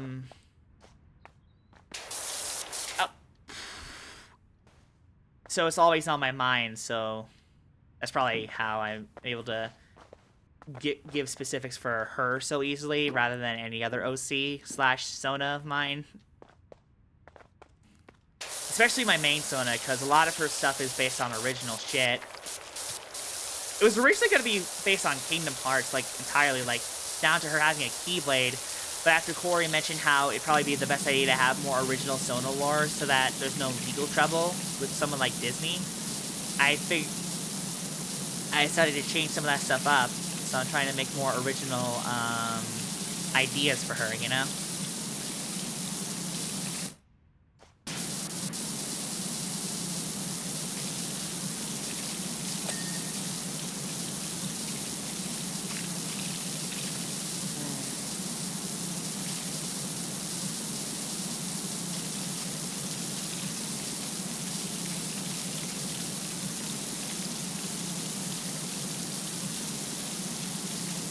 My impression is she's quite optimistic about doing stuff to help early on. However, in HW and SDB, she's getting some concerns about what's happening. Shadowbringer, she really starts to... Oh, Heaven's Ward and Stormblood. That's what that is. She's concerned about happening. Shadowbringer, she really starts to withdraw, and Endwalker's like, I think she only gets through the last part of Endwalker because of spite. Valid, honestly. Showing more of that fuck you energy, and I respect it. My most recent thinking about her was with Scion. She was irreparably ruined her relationship. Oh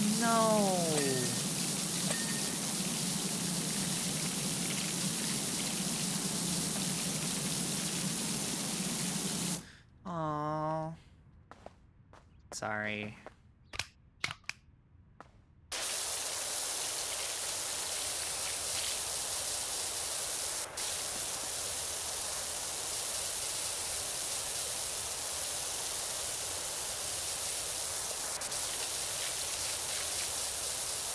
I think Yishola barely tolerates her at least. Ooh, fair.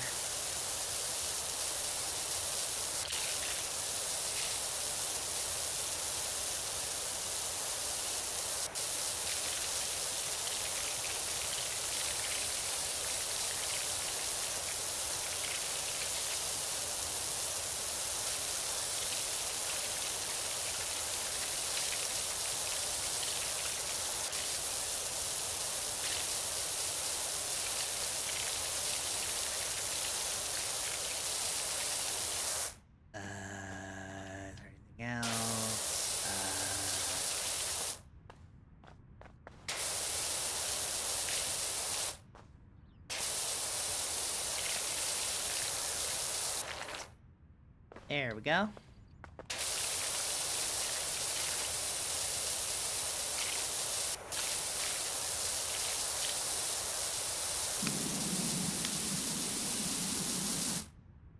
I might have to go back to a lower part of the town so I can take care of this stuff, this particular gunk and muck.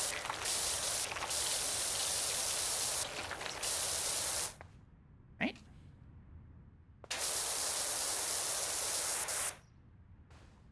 Rest are more sympathetic. I think it's still not easy. Fair. That's fair. It's not always easy to forgive someone. Forgiveness has to be earned. Sometimes you just can't forget what someone has done. Whatever she did. I don't know enough about her.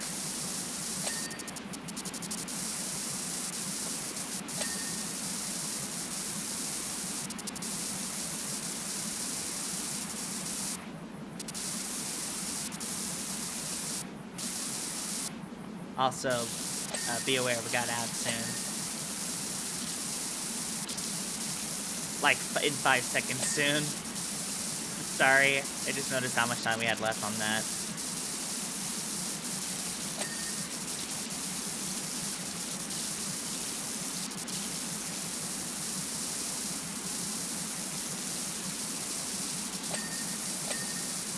There we go.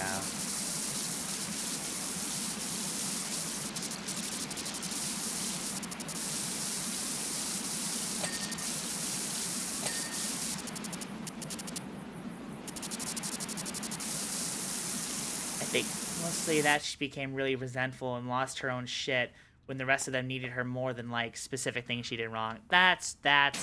That's fair.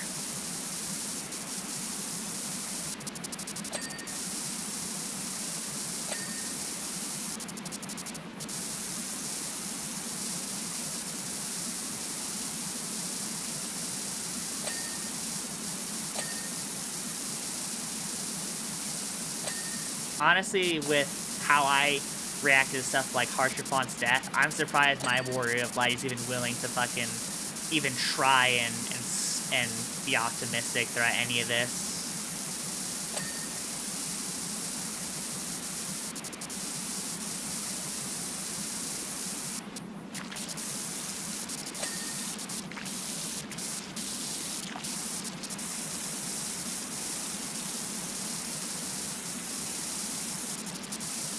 Yeah, once we're done with this fountain, I'm definitely gonna call it, because holy shit. We've been at this for like 3.5 hours, and I need to stop eventually.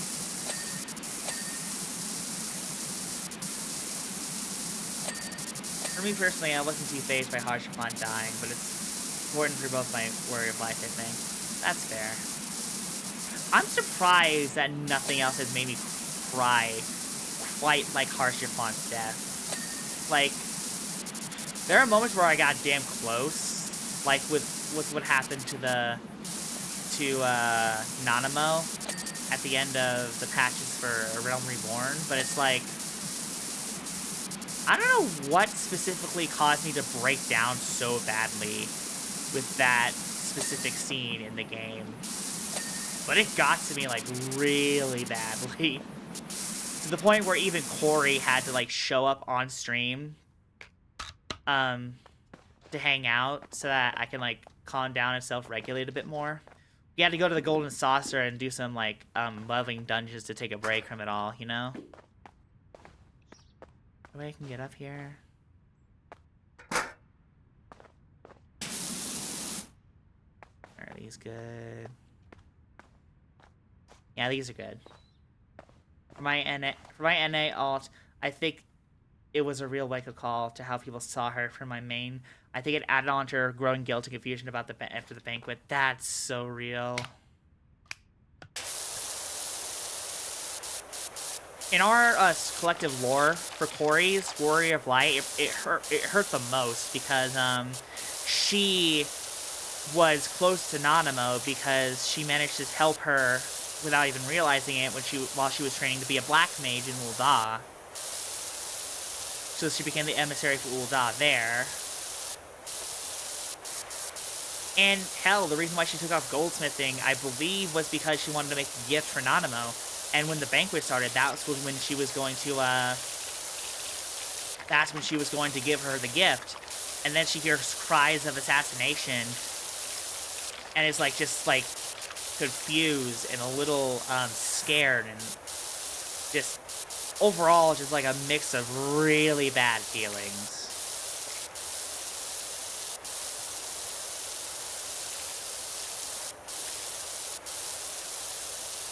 Worst reaction I saw to his death was this woman who has already got art of her and Harshavan together, was writing fics about them, seriously shipping him and her Warrior Light, and she had no idea. Oh,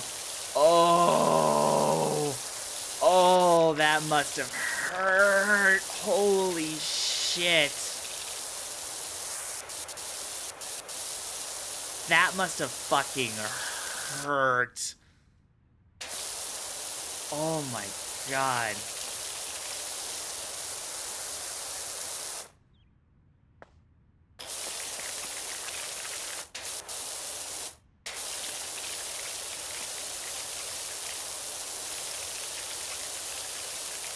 I think everyone in her chat knew what was gonna happen and couldn't tell her while she was getting really into him. That is fair though. None of them really had the heart to tell her.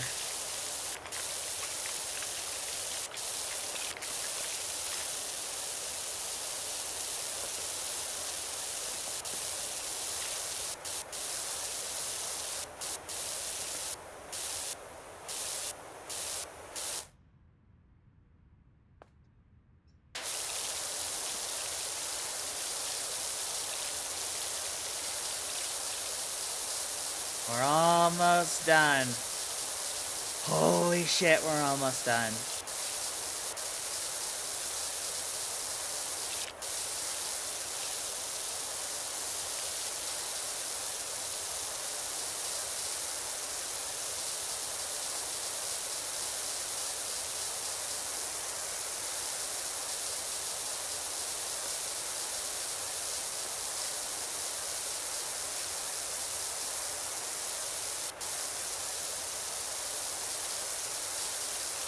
But yeah, for me, no reaction to Harshawan's death, really.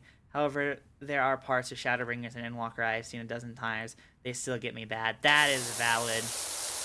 I have a feeling at some point there might be one of those moments for me, but so far the only reaction I've gotten so far is abject horror to witnessing how the Blood of Light has affected everybody. And how people are impacted by it to this day.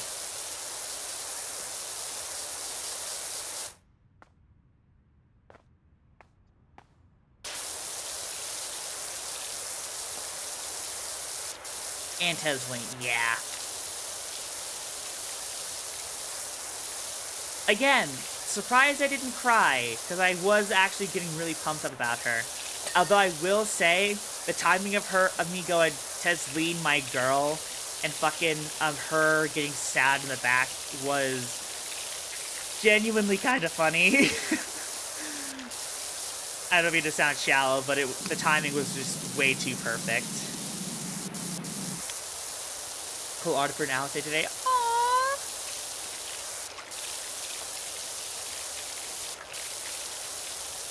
That's really cool.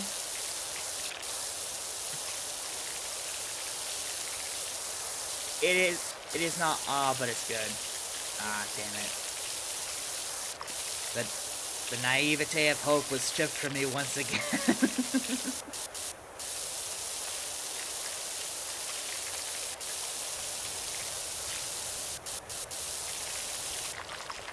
I don't think Corey has been 100% herself post-Harshawan's death. Yeah, that's real, considering he was basically her brother.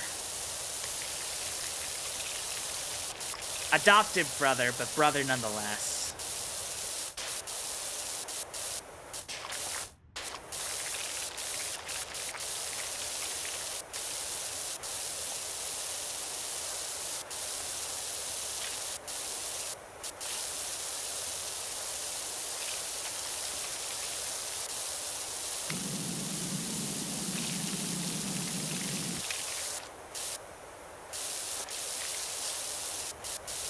I feel like there's a decent implication in that Alize and Tesleen had a thing going on, so it's an interesting part to think about. Oh!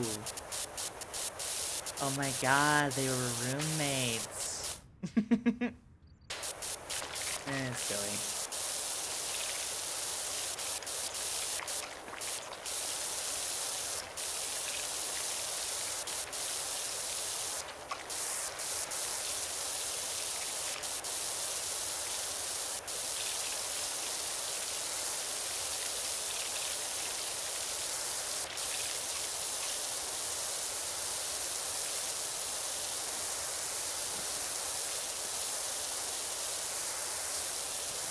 Alright, we're reaching the tail end of this, so as soon as I finish off with this, I'm gonna end the stream and raid and run, because Ellie needs food in her belly badly.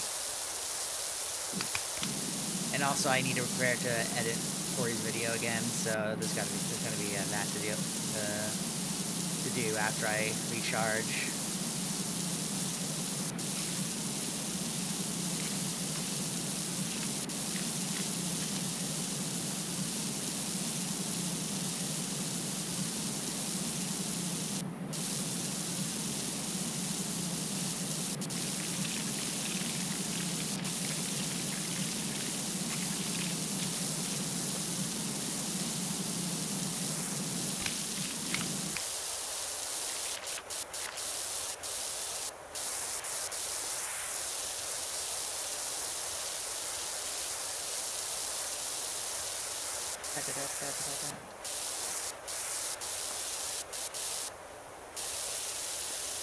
Right.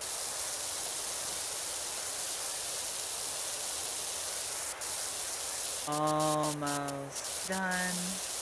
Assuming there's nothing I'm missing, which hopefully with how big this thing is.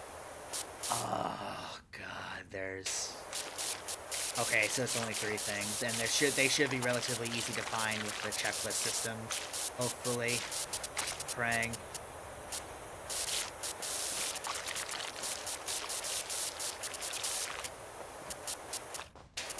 Come on. Ah. Let me clean you. There's so many pill bugs getting into my kitchen. I always set them outside, but there's always one the next day. Oh, no. I'm sorry. On behalf of all pill bugs, I hope they're not being a nuisance.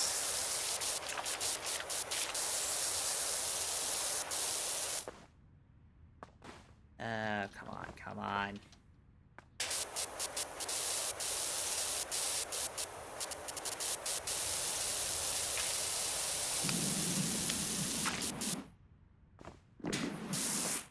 I wish I had like one of the girders they give you on some of these missions so I can take care of these parts.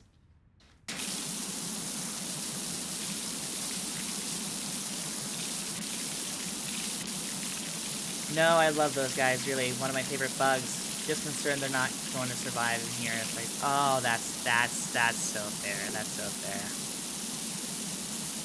They were one of the few bugs when I was a kid that I wasn't afraid to, like, observe, like caterpillars, butterflies, and ladybugs. They were the one I was the most fascinated with because me being nicknamed after them, like, obviously the autism's gonna kick in at some point, you know?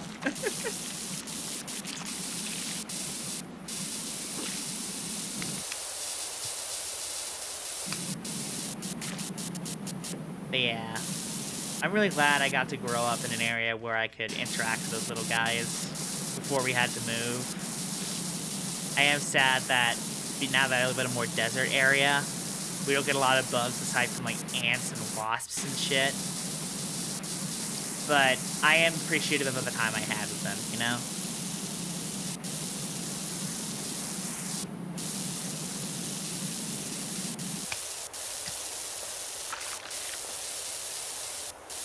Almost there. Almost there. Come on. Come on. Wash that ass.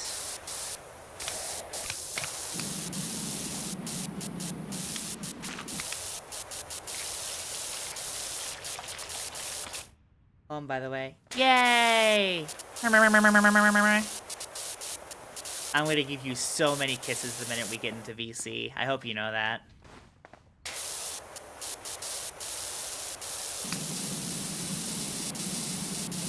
There we go. Okay. Now, the outer wall decorations has to be one of these over here, I believe. Oh, wait. I know exactly. I know which one. One of these. Oh, no.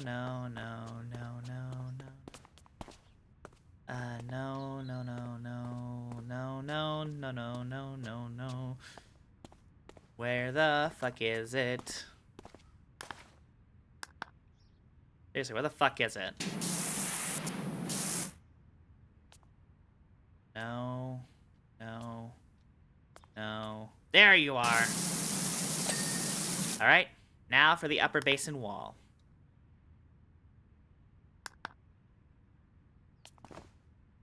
Lower column, lower basin wall.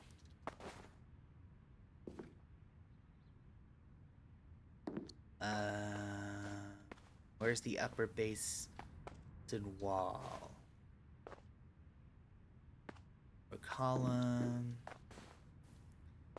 You would think that a fucking wall would be easier for me to distinguish, but apparently not. Wait, no, wait. This is the... I'm confused. Oh.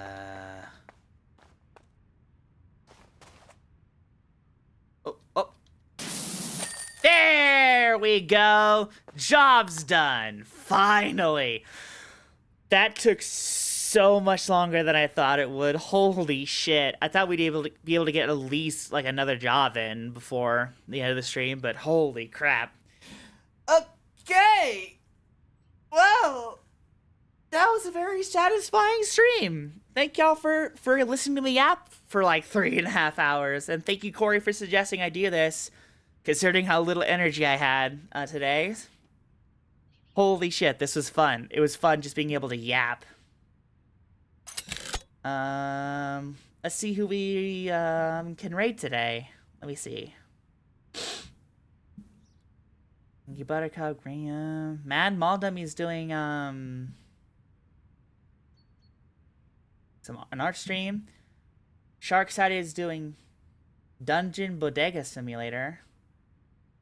Well, see, he's doing more DVD. Oh, Joe's live. I'm gonna raid Joe. We need more energy in this stream. Today stream was very low cholesterol. Let's add some high cholesterol to chat's diet. I really like Joe. He's one of those streamers that I wasn't expecting to get attached to so quickly. But honestly, he's really fun to be around. I'm really glad that I managed to find him when someone raided him. But yeah, right now he's doing some art commissions. I believe that's what he's doing. So y'all go over there and give him plenty of love, because he deserves it. Bye.